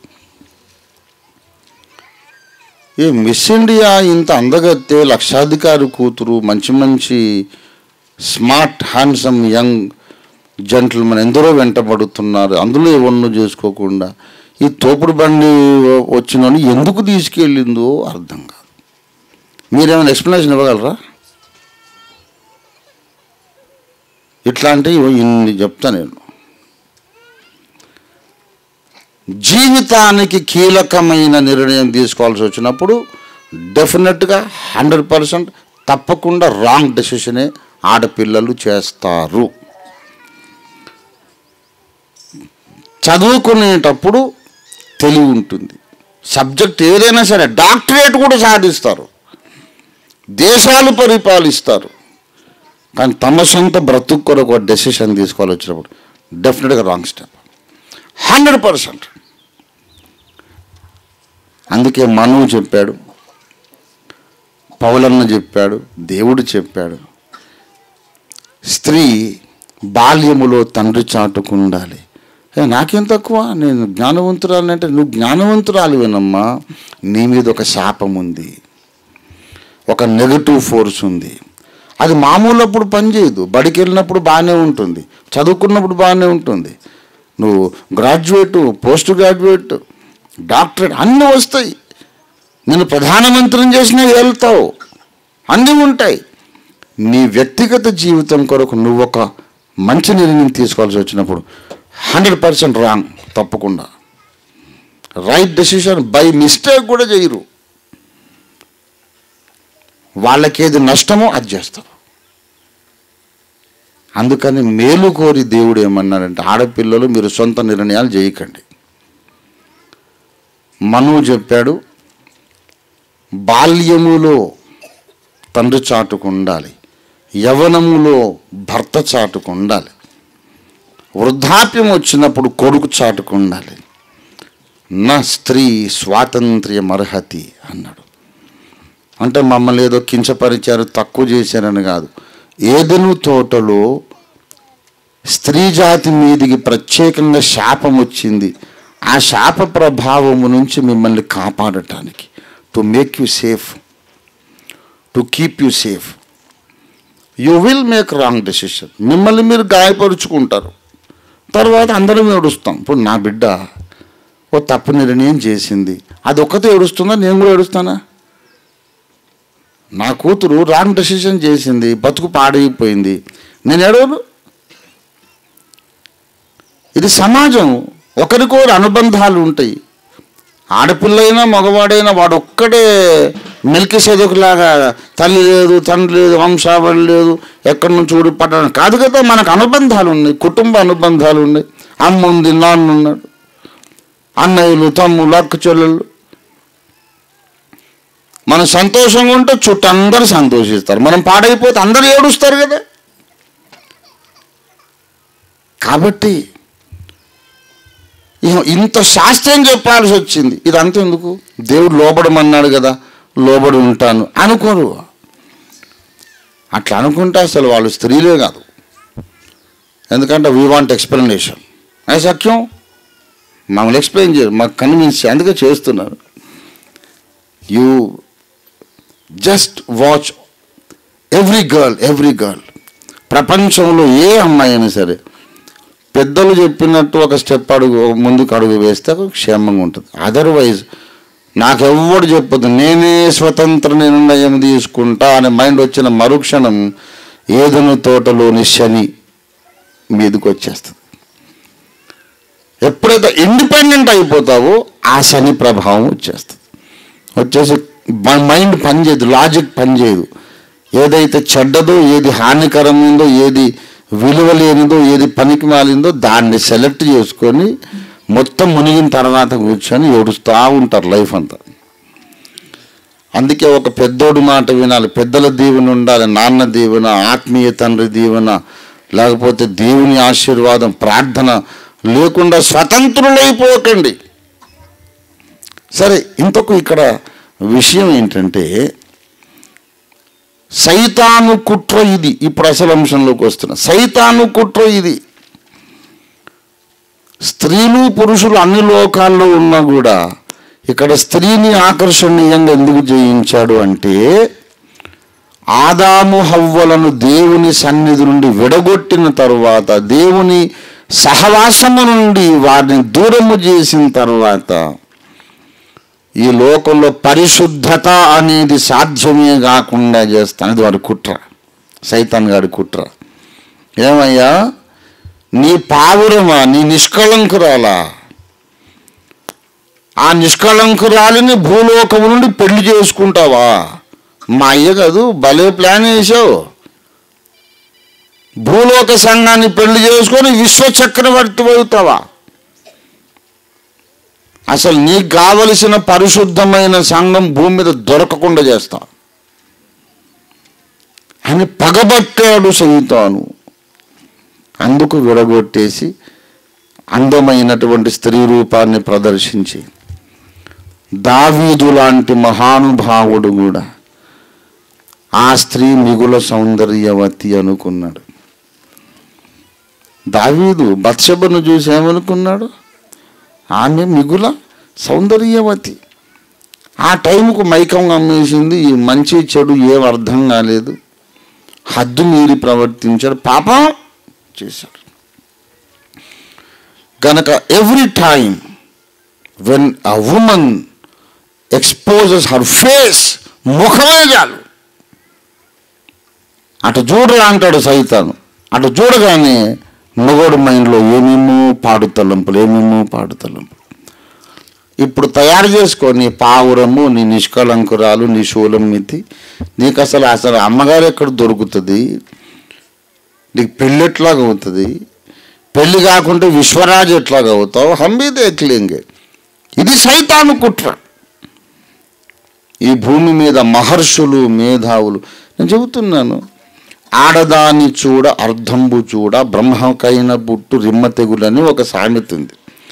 ఎందుకు కామి కాని వాడు మోక్షగామి కాడు ఎందుకు అని నేను అంటున్నా. ఎస్, ఐ నో ప్రవక్తలు, పరిశుద్ధులు, ప్రార్థన పరులు, అభిషిక్తులు ఎలుగుబంటును కొట్టి చంపాడు, సింహాన్ని కొట్టి చంపాడు, గొల్యాతును కొట్టి చంపాడు.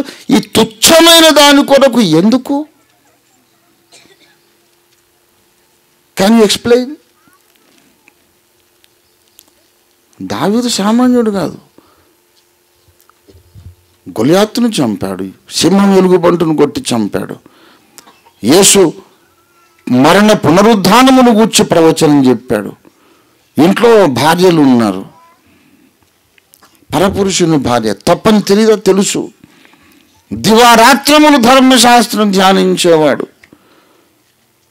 ఒక నీచమైన, దుర్గంధపూరితమైన ఒక క్షణిక సుఖం కొరకు ఇంత మహానుభావుడు ఎట్లా హద్దు దాటాడు? ఈ భూమి మీద నీకు షోలంబితి సంఘం దొరకకుండా చేస్తా. నా పావురం అంటావు, నా నిష్కలంకురాలు అంటావు. నువ్వు నన్ను వదిలేసి ఎవరినో పెళ్లి చేసుకుని పట్టపురాణి. భూమి మీద పరిశుద్ధత అనేది అసలు సాధ్యమే రాకుండా చేస్తాను. నువ్వు అనుకున్న పవిత్రమైన పావురం నీకు ఎప్పటికీ దొరకదంతే. అప్పుడు నీకు పెళ్లి కాదు, నువ్వు పట్టాభిషేకం పొందలేవు. ఇది సైతాను గాడి పగ. ఈ కారణం చేత వాడు ఈ లోకంలో ఇలాంటి వ్యవస్థ సృష్టించాడన్నమాట. స్త్రీలకు ఆకర్షణకి పురుషుల ఆకర్షణ ఉంటుంది, పురుషుల మీద స్త్రీలకు ఆకర్షణ ఉంటుంది. కానీ ఇద్దరి మైండ్ మీద ఏదైనా తోట శని ఉంది, ఆకర్షించుకోకుండా ఉండలేరు. తీర దగ్గరకు వచ్చాక శని మొదలవుతుంది, మళ్ళీ తన్నుకోకుండా ఉండలేరు. ఇంట్లో ఉన్న మనిషి అంటే చిరాకు, బయట ఉన్న మనిషి అంటే ఆకర్షణ.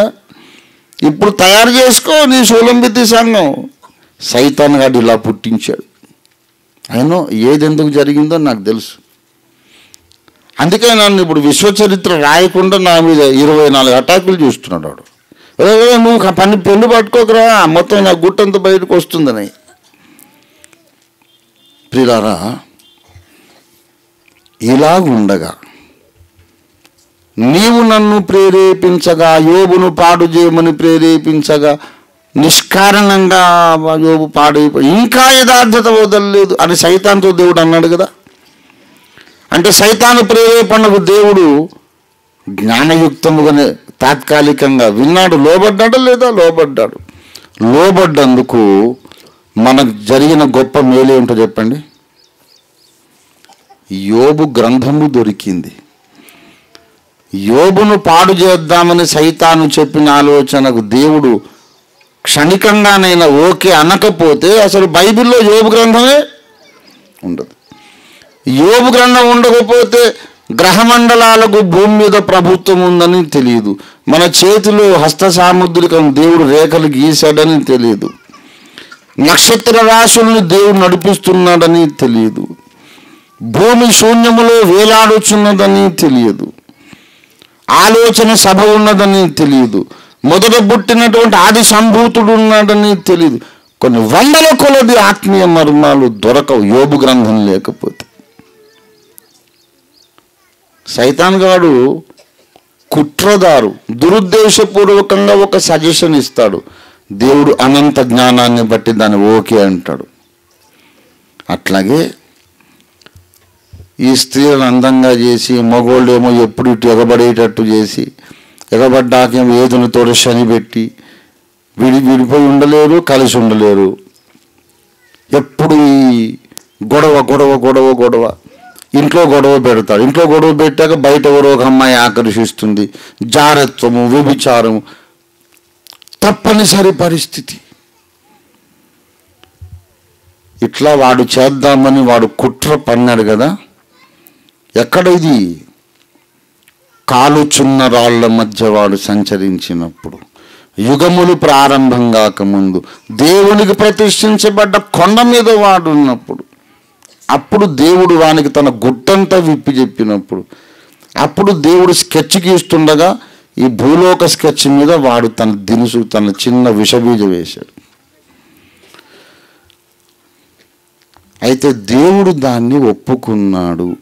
ఈ ప్రపంచం బాగా వినండి, దేవుని నుండి విడిపోవడానికి, విడిపోయిన తర్వాత ఈ ఆకర్షణలు, ఈ కొట్లాటలు, ఈ జారత్వాలు, వ్యభిచారాలు తప్పనిసరి పరిస్థితుల్లో ఏదైనా తోట శని కింద మానవ జాతి నలిగిపోవడానికి దేవుడు పర్మిట్ చేశాడు. ఎందుకు అంటే వినండి బాగా. ఈ పరిస్థితిలో look at the beauty of God's wisdom. దేవుని మహాజ్ఞానము యొక్క గాంభీర్యము, గొప్పతనం చూడండి. పౌలు అంటాడు కదా, ఆహా దేవుని బుద్ధి జ్ఞానముల బాహుళ్యం ఎంత గంభీరము అని. ఈ డర్టీ కన్ఫ్యూజ్డ్ వరల్డ్ లోపల దేవుడు ఒక బ్యూటిఫుల్ ప్లాన్ చేశాడు. ఇట్లాంటి గందరగోళ ప్రపంచంలో స్త్రీ అనేక బలహీనతలతో, ఏదునితోట శని, సొంత నిర్ణయాలు చేయలేని బలహీనతలతో ఉన్నటువంటి ఆ శని కింద ఉన్నటువంటి స్త్రీలకు బాగా వినండి, కొన్ని ఆజ్ఞలు ఇచ్చి ఆమెను క్రమపరిచి చెక్కుట చేత యేసు ప్రభు పెళ్లి చేసుకోబోయే పట్టపురానికి ఈమె ప్రతిబింబంగా ఉండాలని దేవుడు ఉద్దేశించాడు. అల్టిమేట్గా యేసయ్య పెళ్ళవుతుంది. పెళ్ళైన తర్వాత ఆయన భార్య ఎట్లా ఉంటుందో ఇప్పుడు ఈ ప్రపంచానికి అర్థం కావాలంటే దేవుని వాక్య ప్రకారం చెక్కబడిన స్త్రీలే కారణం. దానికి వాళ్ళు ఒకటే సాధనం. దేవుని స్తోత్రం కలుగును గాక. మళ్ళీ చెప్తున్నా, వాక్యానుసారంగా మీరు చెక్కబడితే మీరు ప్రతిరూపాలు అవుతారు. ఒకప్పుడు ఎవరికి ప్రతిరూపాలు? దేవునిలోని సగభాగానికి ప్రతిరూపాలు. పాపం ప్రవేశించింది, యేసు రక్తం విమోచించింది, దేవుని గ్రంథం మీకు దొరికింది. ఈ గ్రంథం మిమ్మల్ని మలిచింది అనుకోండి, ఇప్పుడు దేనికి ప్రతిరూపాలు? యేసు పెళ్లి చేసుకోబోతున్నటువంటి షూలమ్మితి కన్యకకు మీరు ప్రతిరూపాలు అవుతారు. దేవుని స్తోత్రం కలుగును గాక. ఒకవేళ హవ్వ ఆ పండు తిని ఆదాముకి ఇచ్చి ఉండకపోతే ఈ స్టేటస్ మీకు రాదు. దుష్టుడు మిమ్మల్ని పాడు చేద్దాం అనుకున్నాడు. వాడి తలంపుని దేవుడు వాడుకొని మిమ్మల్ని కిరీటం పెట్టుకున్న మహారాణులు చేసేసాడు. దేవుని స్తోత్రం కలుగును గాక. స్త్రీలను కించపరచాలని సైతాను ప్లాన్. మిమ్మల్ని ఘనపరచాలని దేవుని ప్లాన్. దేవుని స్తోత్రం కలుగును గాక. కానీ ఒక్కటే నేర్చుకోండి, దేవుడు మీకు ఇచ్చినటువంటి ఘనమైన పదవి ఏమిటి చెప్పండి? సంఘ కన్యకకు మీరు ప్రతిరూపము. దేవుని ముందు సంఘము శిరస్సు వంచి వినయము విధేయత ప్రదర్శించి అన్ని విషయాల్లో లోబడి తన పెనిమిటికి కిరీటముగా సంఘ కన్యక ఎలాగుంటుందో ఈ భూలోక ప్రజలందరికీ తెలియజెప్పడానికి ఆ పెద్ద తాజ్మహల్కు చిన్న తాజ్మహల్ బొమ్మలు చేసినట్టు, ఆ పెద్ద చార్మినార్కు చిన్న చార్మినార్ బొమ్మలు చేసినట్టు, ఆ షూలమ్మితి సంఘానికి చిన్న చిన్న చార్మినార్ బొమ్మలు క్రైస్తవ స్త్రీలు. దేవుని స్తోత్రం కలుగును గాక.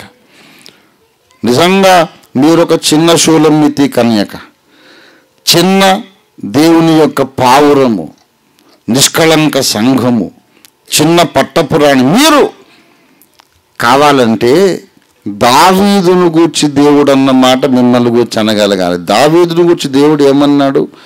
అతడు నా చిత్తానుసారమైన మనస్సు కలిగినవాడు, అతడు నా ఇష్టానుసారుడు. మీరు చిన్న చార్మినార్ లాగా చిన్న షూలమ్మితి కావాలంటే మీరు మీ గుండెల మీద రాసుకోండి, you must be a woman after God's own heart. A woman after God's own heart. దేవుని ఇష్టానుసారురాలైన స్త్రీ, దేవుడు చెక్కిన స్త్రీ. ఇక మీరు మీ అహంభావాన్ని వదిలేయాలి. నేను గొప్ప, వాడు గొప్ప, ఈమె గొప్ప అనేది వదిలేయాలి. దేవా, నేను ఒక షూలమ్మితి కన్యకగా, ఆ పెద్ద షూలమ్మితికి చిన్న బొమ్మగా నేను ఉండడానికి నన్ను చెక్కు అని అడగాలి. ఒకవేళ మీరు ఆ రూపములోనికి ఫిట్ కాగలిగితే నేను చెబుతున్నాను, ప్రపంచము మీ ద్వారా ఆశీర్వదింపబడుతుంది. ప్రపంచ క్రైస్తవ సంఘము మీ ద్వారా ఉజ్జీవింపబడుతుంది. మీ ఊరిలో ఉన్న సైతాను కార్యాలన్నీ మీ ద్వారా నాశనం అయిపోతాయి. స్త్రీలు ఇది కష్టం అనుకోకండి, మీరు ఇది సాధించగలుగుతారు. You can cause a great revival. కానీ మీరు వాదించి దెబ్బలాడి కాదు, పోలీస్ స్టేషన్లకు పోయి కోర్టులకు పోయి మీరు మాటకు మాట ఎదిరించి మేము కూడా రోషకర్తలం, మేము ఆదిశక్తి స్వరూపుణులం అని ప్రగల్భాలు పలకడం ద్వారా ఏమి సాధించలేరు. That is not the way I tell you. దావీదు దేవుని ఇష్టానుసారమైన మనుష్యుడు.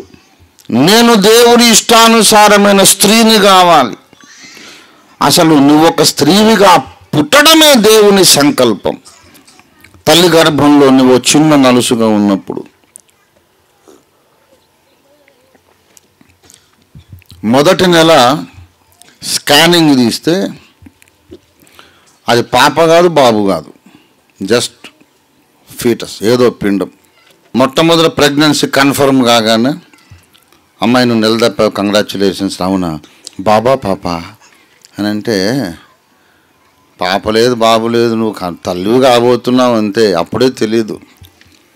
మరి బాబు పాప ఏది కానప్పుడు సగం దూరం పోయాక డిసైడ్ అవుతుంది, అమ్మాయి పుడుతుందో అబ్బాయి పుడుతుందో. ఎందుకు డిసైడ్ తెలుసా? God makes the decision.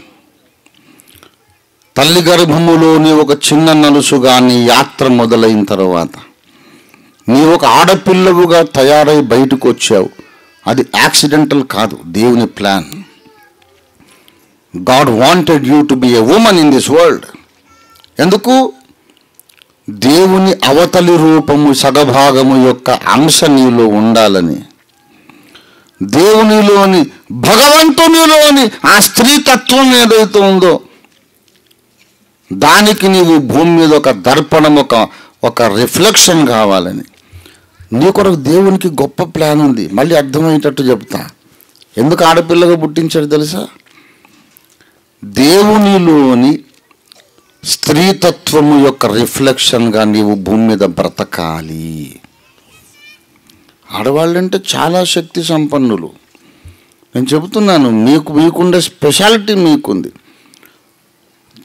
Highly practical people. ఏ సమస్య వచ్చినా ఎదుర్కోగలుగుతారు స్త్రీలు, తొందరగా తప్పు చేయరు. ప్రియులారా, మగవాళ్ళను ఆఫీస్లో అపాయింట్ చేసుకుంటే వీడు ఎంతసేపటికి బాత కానీ బయటికి వెళ్ళి సిగరెట్ తాగి రావడం, టీ తాగి రావడం, పెత్తనాలు చేయడం, పని చేయడం ఏం లేదు. అదే ఆడపిల్లల్ని పెట్టుకుంటారు. ఇది ఒక పెద్ద సైకలాజికల్ ఇష్యూ. ఇది ఆఫీస్లో మొత్తం 100% మగవాళ్ళే స్టాఫ్ ఉన్నారనుకోండి, ఒక్కడు సీట్లో ఉండడు. అటెండెన్స్ చేయడం, 2 నిమిషాలు కూర్చోవడం, క్యాంటీన్ పోతాడు, అక్కడ పోతాడు, టీ తాగి వస్తాడు, సిగరెట్ అంటాడు, టాయిలెట్ అంటాడు, అదంటాడు. ఇది ఊరికే టాయిలెట్ ఉంటాయి, షుగర్ ఏమన్నా వచ్చి వచ్చిందా నీకు, ఎన్నిసార్లు వెళుతావు అంటే, వెళ్ళాలి సార్, నేచర్స్ కాల్, నీ సంగతి ఇట్లాగా ఉందా. ఈ 100 మంది మగవాళ్ళు ఉన్నారు కదా, అక్కడ ఒక 2 అమ్మాయిలను అపాయింట్ చేస్తారు. ఒక్కడు సీట్ వదిలితే ఒట్టు. వీళ్ళేం పోరు, సిగరెట్కు పోరు, టీ పోరు. ఆడపిల్లలు బుద్ధిగా పనిచేసుకుంటారు. మరి ఉంది కదా, సిగరెట్ పోనలేరా, మనం ఇక్కడ ఉండాలి, చాలా ఇంపార్టెంట్ అంటాడు. ఏం ఇంపార్టెంట్, పో సిగరెట్ తాగి రాపో. లేదు ఇక్కడ చాలా ఇంపార్టెంట్. ఆడపిల్లలు వర్క్ మైండెడ్గా ఉంటారు, చక్కగా వాళ్ళకి ఏ వ్యాపకం ఉండదు, అప్పగించిన పని చేస్తారు, వెళ్తారు చక్కగా. తొందరగా అవినీతి కార్యక్రమాలు చేయరు, ఆ బరితెగింపు ఉండదు, ఒక క్రమము, ఒక పద్ధతి. స్త్రీలలో ఉండే స్పెషాలిటీస్ ఎన్నో ఉన్నాయి. అన్నిటికంటే గొప్ప స్పెషాలిటీ ఏంటంటే జీవితంలో ఎలాంటి పరిస్థితి వచ్చినా ఎదుర్కొంటారు. ప్రేమ వ్యవహారం ఫెయిల్ అయింది అనుకోండి, ప్రేమ వ్యవహారం ఫెయిల్ అయితే మగోడు శాలువా వేసుకొని ఒక తాగుడు మందు సీసా పట్టుకొని ఫుట్పాత్ మీద కూర్చొని కుక్కను కావలించుకొని ఉంటాడు మగోడు. కానీ అదే ప్రేమ వ్యవహారం ఫెయిల్ అయితే అమ్మాయి మాత్రము శాలువా వేసుకోదు, మందు సీసా పట్టుకోదు, కుక్కను కావలించుకోదు, ఇంకో జమీందారు ఎవరినో చేసుకొని పోయి సంసారం చేస్తుంది. దేవదాసు కథలో దేవదాసు పోయి కుక్క పాలైపోయాడు, కుక్కల పాలు. ఈ పార్వతమ్మ ఏం చేసింది, ఆమె చక్కగా ఇంకో జమీందారును చేసుకొని ముసలోడో ఎవడో ఒకడు గంతకు దగ్గర బొంత దొరికాడని చేసుకుంది, హ్యాపీగా ఉంది, మహారాణి వాసం వెలగబెట్టింది. ఆ మనోబలం పురుషులకు ఉండదు. వీడు పైకి మాత్రం బీరాలు పలుకుతాడు, అనుకున్న అమ్మాయి దొరక్కపోయేసరికి ఇంకా బ్రతికే వ్యర్థం రా, జీవితం ఆత్మహత్య చేసుకోవాలనిపిస్తుంది. ఒక ఆడపిల్ల లేకపోతే ఉండలేవురా, నువ్వు అంత పెద్ద మగోడివి, పెద్ద ఏదో రోషగాడు కబుర్లు చెప్పావు, ఎంత వీక్నెస్ ఏంటి. ఆ గాయం నీకు తగిలితే తెలుస్తుందిరా, నీకు తెలియదు. అరే ఏమిరా తిక్కలోడా, ఏమంత ఆఫ్టర్ ఒక ఆడపిల్ల కొరకు నువ్వు అంత ఎందుకు వీక్ అయిపోతున్నావు, నీకు తెలియదురా, నీకు అనుభవం అయితే తెలుస్తుంది అంటారు. వాడు ఏదో వేదాంతం చెబుతాడు. అదే అమ్మాయిని అడగండి, ముందు ఒక 2 రోజులు 3 రోజులు ఏడుస్తుంది, సరే నాన్న ఎవరినో ఒకని చేయి మరి అని వెళ్ళిపోద్ది. Adapting to the new situation happily is the strength of a woman. అనుకోని విధంగా ఎదురైన కొత్త పరిస్థితికి సంతోషంగా అడాప్ట్ అయిపోవడం ఆడోళ్ళకున్న బలం. అది ఎంత మహాశక్తి తెలుసా. You can bless the world. లోకానికి మీరు ఆశీర్వాదంగా ఉండగలరు. అనుకున్నట్టు జరగలేదు, వేరే విధంగా జరిగింది, దానికి మీరు వెంటనే అడాప్ట్ అయిపోతారు, ఏం బ్రేక్ డౌన్ గారు. మీకున్న శక్తి సామర్థ్యాలన్నీ ఆ కొత్త సిచ్యువేషన్లో ఉపయోగిస్తారు. అంత బలం మగవాళ్ళకు ఉండదు. వీడు మొత్తం మెంటల్ అయిపోయి తాగుబోతు అయిపోయి కుక్కల పాలైపోతాడు. గనుక ప్రియమైన బిడ్డలారా, యాజ్ ఉమెన్ నేను చెప్పేది ఏంటంటే, మీకంటూ ఒక ప్రత్యేకత ఉంది, ప్రత్యేకమైన శక్తులు ఉన్నాయి, ప్రత్యేక సామర్థ్యాలు ఉన్నాయి, మీ పట్ల దేవునికి ఒక ప్రత్యేకమైన సంకల్పము ఉంది, స్పెషల్ ప్లాన్ ఉంది. దేవుని స్తోత్రం. Make the best use of your privileged position. మీకున్న ఆధిక్యత కలిగినటువంటి ఆ స్థానంలో మ్యాక్సిమం బెనిఫిట్ మీరు పొందండి. మ్యాక్సిమం బెనిఫిట్ దేవుని ప్రజలకు, దేవుని సమాజానికి ఇవ్వండి. మ్యాక్సిమం బెనిఫిట్ దేవుని సేవా కార్యక్రమానికి ఇవ్వండి. ప్రియులారా, ఒక మాట అంటున్నాను, సమాజము మీద ప్రభావము చూపగలిగిన బలం మగవాడికి లేదు, స్త్రీకి ఉంది. ఒకవేళ సమాజాన్ని ప్రభావితం చేయగలిగిన మగవాళ్ళు ఎవరన్నా ఉంటే వాణ్ణి తయారు చేసినటువంటి ఘనత కూడా స్త్రీదే. నేను నిన్ననే చెప్పా, ప్రపంచంలో ఏ శక్తి నన్ను గెలవలేని వీరుడిగా నేను తయారై, ఎదురు ఈతలో గజ ఈతగాన్ని. ఇంతవరకు నేను చేసిన పోరాటం నాకు చిటికన వేలుతో చేసిన పోరాటం. I dent use my total powers also. నన్ను ఇట్లా తయారు చేసింది సౌజాతమ్మ అనే ఒక ప్రవక్త్రి, ఒక తల్లి. She is the reason. ఆమె నన్ను ఇట్లా చేసింది. You can produce people like me. మోషేను యోకెబెతు తయారు చేసింది. మోషేను కూడా చెప్పుకుంటాం. యోకెబెతు మహాతల్లి. ఫరో రాజు కుమార్తె అంది, ఈ పిల్లగాన్ని తీసుకెళ్ళి నా కొరకు పెంచమంది. నీ కోసం ఎందుకు పెంచుతాను తిక్కలదాను, యెహోవా కొరకు పెంచుతాను అనుకుంది. ఉగ్గుపాలతో నూరిపోసింది. బాబు మన జాతి వేరు, మనం వేరు, కర్మగాలందు అక్కడ ఆయనతో పెరుగుతున్నావు నువ్వు. మనం అబ్రహాము సంతానం. మన జాతికి ఉన్నటువంటి భవిష్యత్తు గొప్పది, దేవుని ప్రణాళిక గొప్పది. జాగ్రత్త, ఐగుప్తు ధనం మీద ఆశ పెంచుకోవద్దు, అల్పకాలము పాప సుఖం కోరొద్దు అని బాల్యంలో విత్తనం వేసింది. బాలు నడవాల్సిన త్రోవను వాడికి నేర్పు, పెద్దవాడైనప్పుడు తొలగిపోడు. యోకెబెతమ్మ చిన్నప్పుడు ఉపదేశం చేసింది, మోషే పెద్దవాడైనప్పుడు యోచించుకున్నాడు. అమ్మేలా చెప్పింది. అవును, నాకు క్రీస్తు విషయమైన నిందే గొప్ప భాగ్యం అనుకున్నాడు. ఇశ్రాయేలుకు ఒక విమోచకుడు దొరికాడు, లేఖనాలు రాయడానికి మొట్టమొదటి ప్రవక్త దొరికాడు. దేవుని స్తోత్రం కలుగును గాక. యోకెబెతు ఫరో రాజు కుమార్తె కొరకే పెంచింది అనుకోండి, ఫర్ ఎగ్జాంపుల్. అప్పుడు మీరు ఊహించుకోండి లోకం ఎలా ఉంటుందండి. ఒరే, నువ్వు చచ్చిపోవాల్సిన వాడివి, ఆ మహాతల్లి కారణంగా బతికిపోయావురా. అమ్మగారి అడుగులో మడుగులు వత్తు, ఆమె తల్లి అనుకో, నేను కాదురా, వాళ్ళ దేవుడే మన దేవుడు అనుకో అని పనికి మాలిన బోధ చేసింది అనుకోండి యోకెబెతు. మోషే ఉంటాడా? ఆదికాండం ఉంటుందా? ప్రపంచాన్ని ప్రభావితం చేయగలిగిన మహానుభావులను ప్రొడ్యూస్ చేసే చిన్న సైజు కార్ఖానా స్త్రీ సమాజం. దేవుని స్తోత్రం కలుగును గాక. ప్రియులారా, స్త్రీలు దేవుని వాక్యము చేత చెక్కబడితే దేవుని చిత్తానుసారమైన మనుషుడు దావీదైనట్టు దేవుని చిత్తానుసారమైన స్త్రీ మీరు కాగలిగితే ప్రపంచంలో మిమ్మల్ని మించిన శక్తే లేదంతే. దేవుని స్తోత్రం కలుగును గాక. అంత శక్తి మీరు గారిపోతుంది ఎప్పుడు?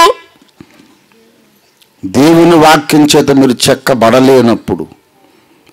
ఏమిటంటే లోబడేది సోది కబుర్లు అన్నీ నాకు చెప్తావు. ఎందుకంటే ఇంత పెద్ద చరిత్ర ఉంది. స్త్రీని పురుషుణ్ణి మనం ఎలాగ అర్థం చేసుకున్న, దేవుడిలోని ఒక అంశ పురుషుడు, ఒక అంశ స్త్రీ. ఈ స్త్రీని వాడుకొని పాపము చేసి జాతిని దేవుని నుంచి విడగొట్టి స్త్రీకి అందమైన రూపమునిచ్చి మగవాడి మనసంతా ఇప్పుడు వ్యభిచారం చేసేటట్టు చేసి, ఇదంతా ఎవరి కుట్ర? సాతాను కుట్ర. ఈ కుట్రను దేవుడు ఉపయోగించుకుంటున్నాడు అంటున్నాను నేను. ఎలా ఉపయోగించుకుంటున్నాడు? ఇంత కాంప్లికేషన్లో నుండే చిన్న చిన్న చార్మినార్లు తయారవుతాయి. దేవుని స్తోత్రం కలుగును గాక. ఆ మహాశూలమితికి ప్రతి క్రైస్తవ యువతి కూడా ఒక చిన్న చిన్న తాజ్మహల్, చిన్న చిన్న బొమ్మలాగా తయారు కావాలి. మీరు ఈ నాస్తికుల దగ్గర నేర్చుకోకండి ఐడియాలజీ. నాస్తికులు, వామపక్ష భావాలు, మహిళా మండలి అధ్యక్షురాళ్ళు, అక్కడి నుంచి ఆ పనికి మాలిన ఆలోచనలు నేర్చుకోకండి.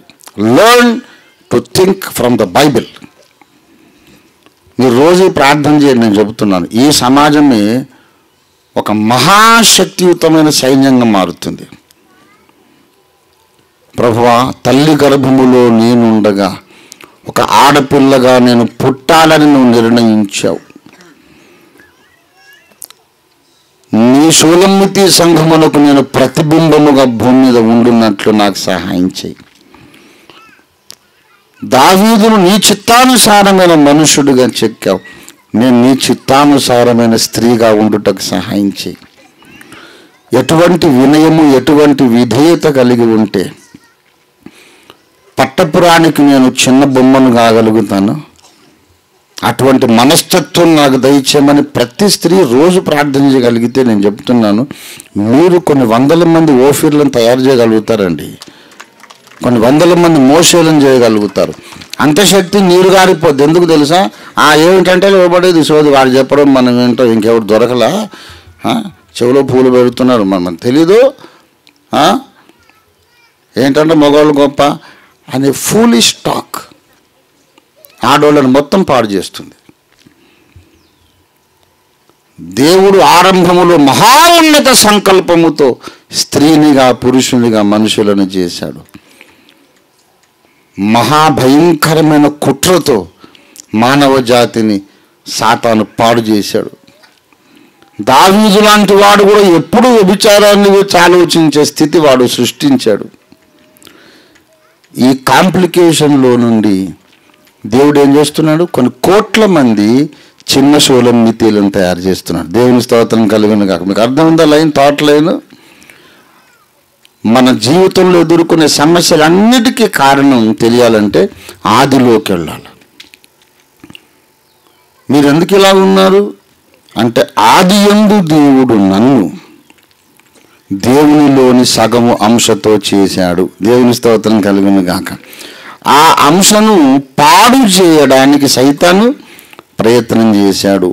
పాడైపోయిన అంశను వాక్యముతో చెక్కి మళ్ళీ దేవుడు ఏం చేస్తున్నాడు? చిన్న శూలం మిత్తిలను చేస్తున్నాడు. దేవుని స్తోత్రం కలుగును గాక. Hallelujah. That is the explanation, total explanation for this world situation. ఇప్పుడు ఒక్క మొక్క చెప్పి నేను ముగించి వేస్తాను.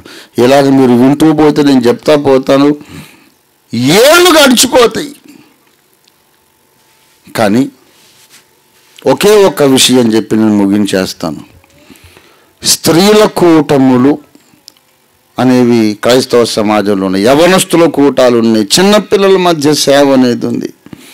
సేవలోని విభిన్న విభాగములు, బాగా వినండి ఈ మాట, సేవలోని వేరువేరు విభాగములు దేనికదే స్వతంత్రమైన రాజ్యము కాదు, దేనికదే స్వతంత్రమైన ప్రణాళిక కాదు, దేనికదే టోటల్లీ ఇండిపెండెంట్ ప్లాన్ కాదు కాదు కాదు.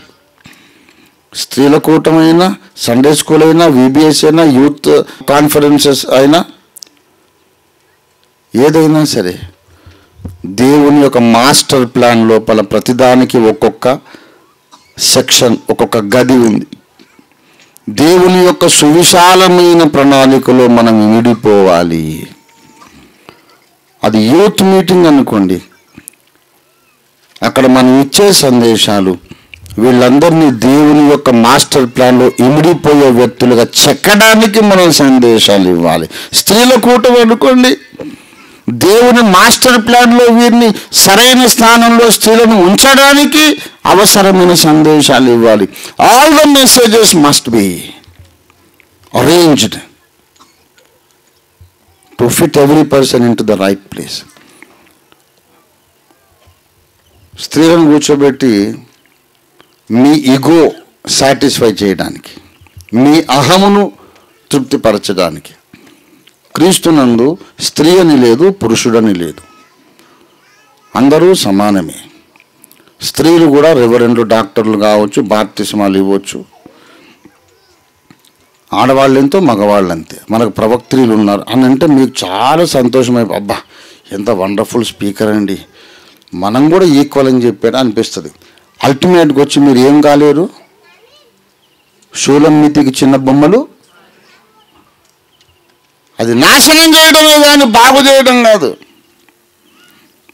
అట్లాంటి తిక్క ప్రసంగాలు చేస్తున్నారు చాలామంది, కావాలనే ఈ మాట అంటున్నారు, రికార్డ్ అవుతుందని తెలుసు కూడా. స్త్రీని సృష్టించుటలో దేవుని సంకల్పం ఏంటంటే, ఆ పెద్ద శూలం మితికి బొమ్మలుగా, దర్పణములుగా, రిఫ్లెక్షన్స్గా, ప్రతిబింబాలుగా చిన్న చిన్న శూలం మితిలను చేయాలి. స్త్రీ లేదు, పురుషుడు అంత ఈక్వలే, ఎవరి మాట ఎవడు వినేది లేదు, అందరూ సమానమే అని అంటే అందరూ వాట్ వండర్ఫుల్ మెసేజ్ అంటారు. కానీ ఆఖరికి వచ్చి వీళ్ళు శూలం మితి యొక్క ప్రతిబింబాలు కాలేరు.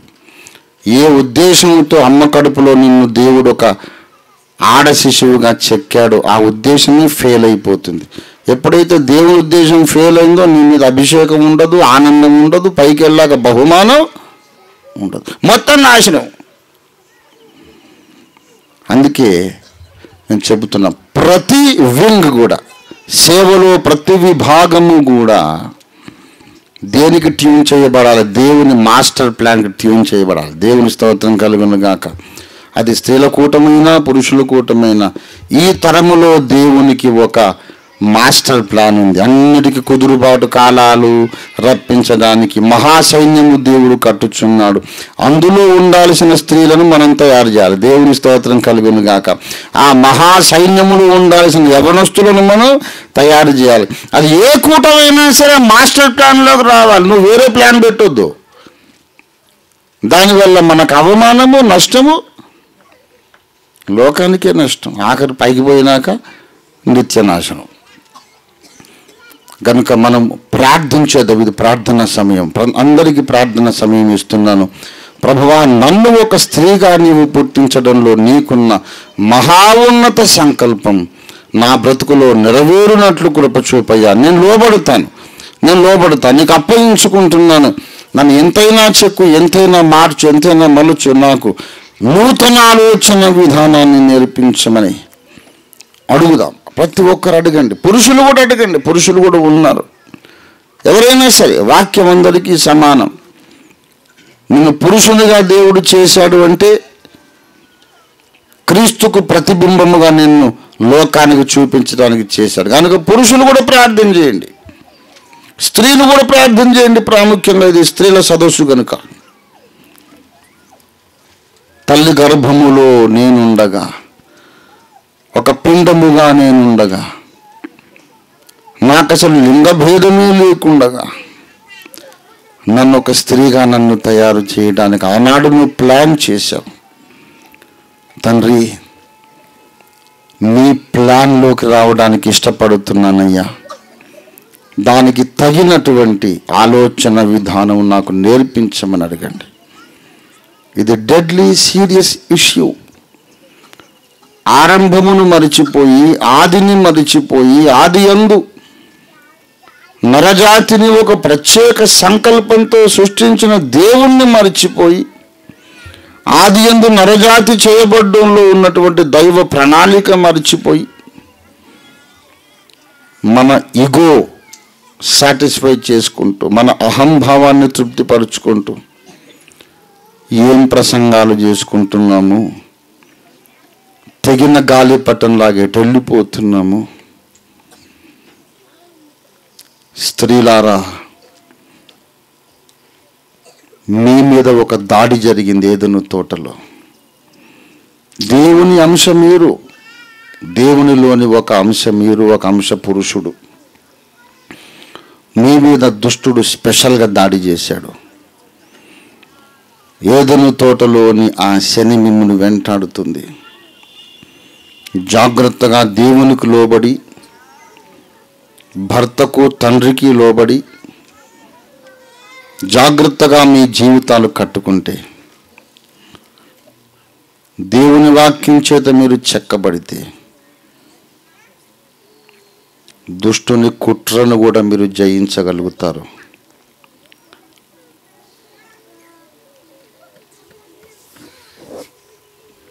చిన్న శూలమితి బొమ్మలు కాగలుగుతారు. అందరూ రెండు చేతుల ఆకాశం తట్టు పైకెత్తి ప్రభువును స్తుతిద్దాము, ప్రార్థించుకుందాము. మన కొరకును, యావత్తు క్రైస్తవ స్త్రీ సమాజము కొరకును విజ్ఞాపన చేద్దాం. భూమి మీద ఉన్న ప్రతి క్రైస్తవ స్త్రీ దేవుని ఒరిజినల్ ప్లాన్లోకి రావాలని మనం ప్రార్థించేద్దాం. హల్లెలూయా, హల్లెలూయా, హల్లెలూయా. ప్రతి ఒక్కరు కూడా ప్రభువును స్తుతించండి, ప్రభువును ప్రార్థించండి. నోళ్ళు తెరవండి, స్వరములు ఎత్తండి, ప్రార్థన చేయండి, ప్రార్థన చేయండి. ప్రభువా, యుగ యుగములుగా జరిగినటువంటి మంచి చెడుల మధ్య ఘర్షణ, ఈ యుద్ధము, పోరాటములు మా బ్రతుకులు ఇలాగూ కాంప్లికేటెడ్గా మారిపోయినాయి తండ్రి. ఆకర్షణ ఉంది, అసమాధానం ఉంది, అనైక్యత ఉంది. ఈ గందరగోళము గొడవల మధ్యలో దేవా నీకున్నటువంటి సుందరమైన సంకల్పము కొరకు నీకు స్తోత్రాలు. నీ బ్యూటిఫుల్ ప్లాన్ కొరకు నీకు వందనాలు తండ్రి. We praise you, we worship you, Lord. How great you are.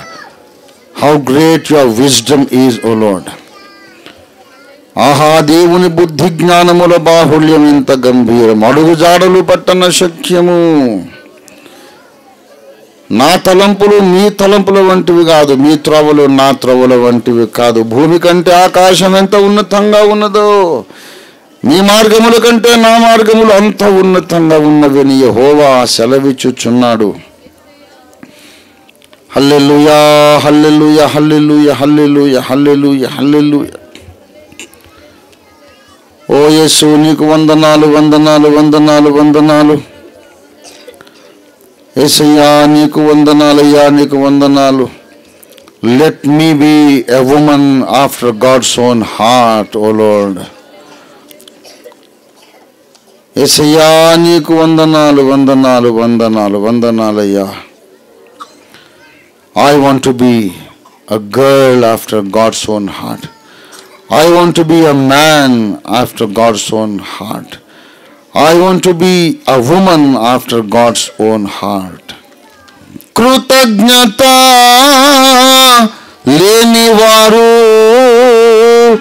వేల కొలదిగా కూలినను, కృతజ్ఞత లేనివారు వేల కొలదిగా కూలినను, కృపావాక్యమునకు సాక్షులామై, కృపావాక్యమునకు సాక్షులామై, కృప వెంబడి కృపను పొందెదం, కృప వెంబడి కృపను పొందెదం. ఆనందయాత్ర ఇది ఆత్మీయ యాత్ర, యేసుతో నూతన యెరూషలేము యాత్ర, యేసుతో నూతన యెరూషలేము యాత్ర, ఆనంద యాత్ర. యేసుని రక్తము పాపముల నుండి విడిపించును, యేసుని రక్తము పాపముల నుండి విడిపించును. వేయి నోళ్ళకు స్తుతించినాను, వేయి నోళ్ళకు స్తుతించినాను, తీర్చలేను ఆరుణమును, తీర్చలేను ఆరుణమును. ఆనందయాత్ర ఇది ఆత్మీయ యాత్ర, యేసుతో నూతన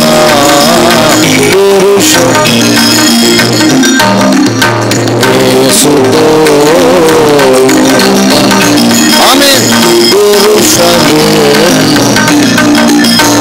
ఆనందయాత్ర. ఆనందం ఆనందం యేసుని చూచే క్షణం ఆసన్నం, ఆనందం ఆనందం యేసుని చూచే క్షణం ఆసన్నం. ఆత్మానంగా భారితులామై, ఆత్మానంగా భారితులామై, ఆగమన కాంక్షతో సాగెదం, ఆగమన కాంక్షతో సాగెదం. ఆనందయాత్ర ఇది ఆత్మీయ యాత్ర, యేసుతో నూతన యెరూషలేము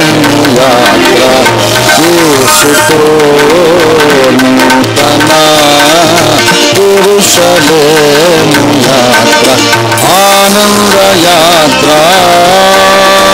రాత్రియు పగలును పాదములకు రాయి తగులాకుండా రాత్రియు పగలును పాదములకు రాయి తగులాకుండా మనకు పరిచర్య చేయుట కొరకై మనకు పరిచర్య చేయుట కొరకై దేవదూతలు మనకుండగా దేవదూతలు మనకుండగా ఆనంద యాత్ర ఇది ఆత్మీయ యాత్ర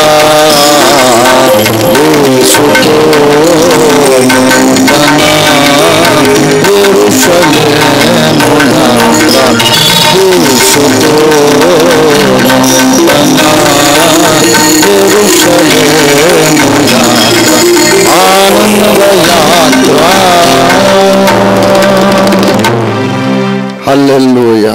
ప్రతి ఒక్కరము ప్రార్థించేద్దాం. నేను ఒక స్త్రీగా తల్లి గర్భము నుండి బయటపడాలని నీవు నియమించినావు తండ్రి. లేక నేను ఒక పురుషునిగా ఒక మగపిల్లవాడుగా అమ్మ కడుపు నుండి బయటపడాలని నీవు నియమించినావు తండ్రి. It is not by accident that I'm a man or that I'm a woman. It is not by accident. You have decided, you have ordained that I be a woman on earth, I be a man on earth. దేవునిలోని పురుష అంశకు నేను అసలైన ప్రతిబింబమునగుటకు నన్ను చెక్కుము తండ్రి అని పురుషులు అడగండి. దేవా నీలోని స్త్రీ అంశకు అసలైన ప్రతిబింబమును నేను నగుటకు నన్ను చెక్కుము తండ్రి అని స్త్రీలందరూ అడగండి. అప్పుడు ఉజ్జీవం రావడమే కాదు, పరలోకమే దిగొచ్చేస్తుంది. హల్లెలూయా హల్లెలూయా. దుష్టుని యొక్క కుతంత్రములన్నిటిని మనం పెకలించి వేద్దాం, చిన్న భిన్నము చేద్దాం, మందు పాత్ర పెట్టి పేల్చి పారేద్దాం. దుష్టుడు కట్టినటువంటి ఈ గలిబిలి సామ్రాజ్యమును సత్య ప్రత్యక్షముతో పెలగించి పారేద్దాం. ప్రియులరా, శరబలరియాల కరబరాసి ఉందరల కరదర్బా శరల కరందలరిలా కలబరాసి. ఎక్కడో కాలుచున్న రాళ్ల మధ్యను వాడు కూర్చొని చేసిన ఈ దుష్ట పన్నాగమును ఈనాడు శిలువ రక్తపు శక్తి చేత మనం పేల్చివేయాలని త్రియేక దేవుని సంకల్పమై ఉన్నది. హల్లెలూయా హల్లెలూయా. ప్రేమ కలిగిన మా మహాపరిశుద్ధ తండ్రి, నీ నామమునకు స్తుతి స్తోత్రములు నాయన. నువ్వు మహా గొప్ప దేవుడవు తండ్రి, అనిర్వచనీయుడవు, మాకు అగోచరుడవు, అనంతుడవు, అపరిమితుడవు. నిన్ను ఏమని పిలవగలము, ఏమని అభివర్ణించగలము నాయన. మా నాలుక చాలదు, మా భాష చాలదు, మా మనస్సు చాలదు. గొప్ప దేవుడవు తండ్రి. ఎన్ని కోట్ల కోట్ల కోట్ల సంవత్సరాల యుగాలు గడిచిపోయిన యుగంలోకి పూర్వం ఎప్పుడు పంచభూతాల సృష్టికి ముందే కాలుచున్న రాళ్ల మధ్య దేవునికి ప్రతిష్ఠించబడిన కొండ మీద కూర్చుండి ఒక కుట్రదారు, ఒక దుష్టుడు పనినటువంటి దుష్ట పన్నాగమును ఇక్కడ నిజాంపేట్ గ్రౌండ్ నుంచి మేము పేల్చివేయడానికి మీరు మాకు సత్య ప్రత్యక్షము పంపించి ఆ దుష్టుని మించిన బలము, శక్తి నీ వాక్య ప్రత్యక్షము ద్వారా మాకు అనుగ్రహించినందుకు నీకు వందనాలు చెల్లిస్తున్నా. హల్లెలూయా హల్లెలూయా హల్లెలూయా హల్లెలూయా. ఓరాదరబ సందరదరరియాల కరలబరాసి ఉరిదరబరాసి రీరియా కరందరరి కలబరాసి. హల్లెలూయా హల్లెలూయా రికందలరి బరాసి. విశ్వ చరిత్రలో కొలిక్కి వస్తున్నటువంటి శుభ తరుణాన మీరు మాకు పంపించిన శుభప్రదమైన ఈ స్పష్టీకరణ కొరకు నీకు వందనాలు. అగాపే సంఘ స్త్రీలు ప్రత్యేకమైన వారుగా, దుష్టునికి కొరకరాని కొయ్యలుగా ప్రతి అగాపే సంఘ స్త్రీ, ఒక మోషేను, ఒక ఏలియాను, ఒక మార్టిన్ లూథర్, ఒక జాన్ వెస్లీని, ఒక రంజిత్ ఓఫీరు పుట్టించగలిగేటటువంటి అద్భుత సైనికురాలుగా మా సంఘము ప్రవక్తలను తయారు చేసే కార్ఖానాగా మా సంఘమును మీరు ఆశీర్వదించి అభిషేకించినందుకు నీకు స్తోత్రాలు చెల్లిస్తున్నాం ప్రభు. హల్లెలూయా. సర్వశక్తిమంతుడా నీకు వందనాలు. ఇంత గొప్ప దేవుడు మా కొరకు ఉండగానైనా, మా పక్షమున నీవు ఉండగా మాకు విరోధంగా ఎవడు నిలవగలుగుతాడు తండ్రి? మాకెవడు విరోధిగా ఉండి గెలవగలుగుతాడు? యుద్ధము నీది యెహోవా తండ్రి, జయము మాది. నీకు స్తోత్రం. హల్లెలూయా. నీ అద్భుత సత్య ప్రత్యక్షత కొరకు నీకు స్తోత్రం. ఇక మీదట మాకు జయమే జయము, ఆనందము, మహిమ, విజయోత్సవమే మా కొరకున్నది కనుక నీకు స్తోత్రాలు చెల్లించి కొద్ది విరామ సమయంలో ఇంకా మీరు మాకు తోడుగా ఉండమని యేసు అద్భుత నామమున స్తుతించి ప్రార్థిస్తున్నాం తండ్రి. దేవుని స్తోత్రం.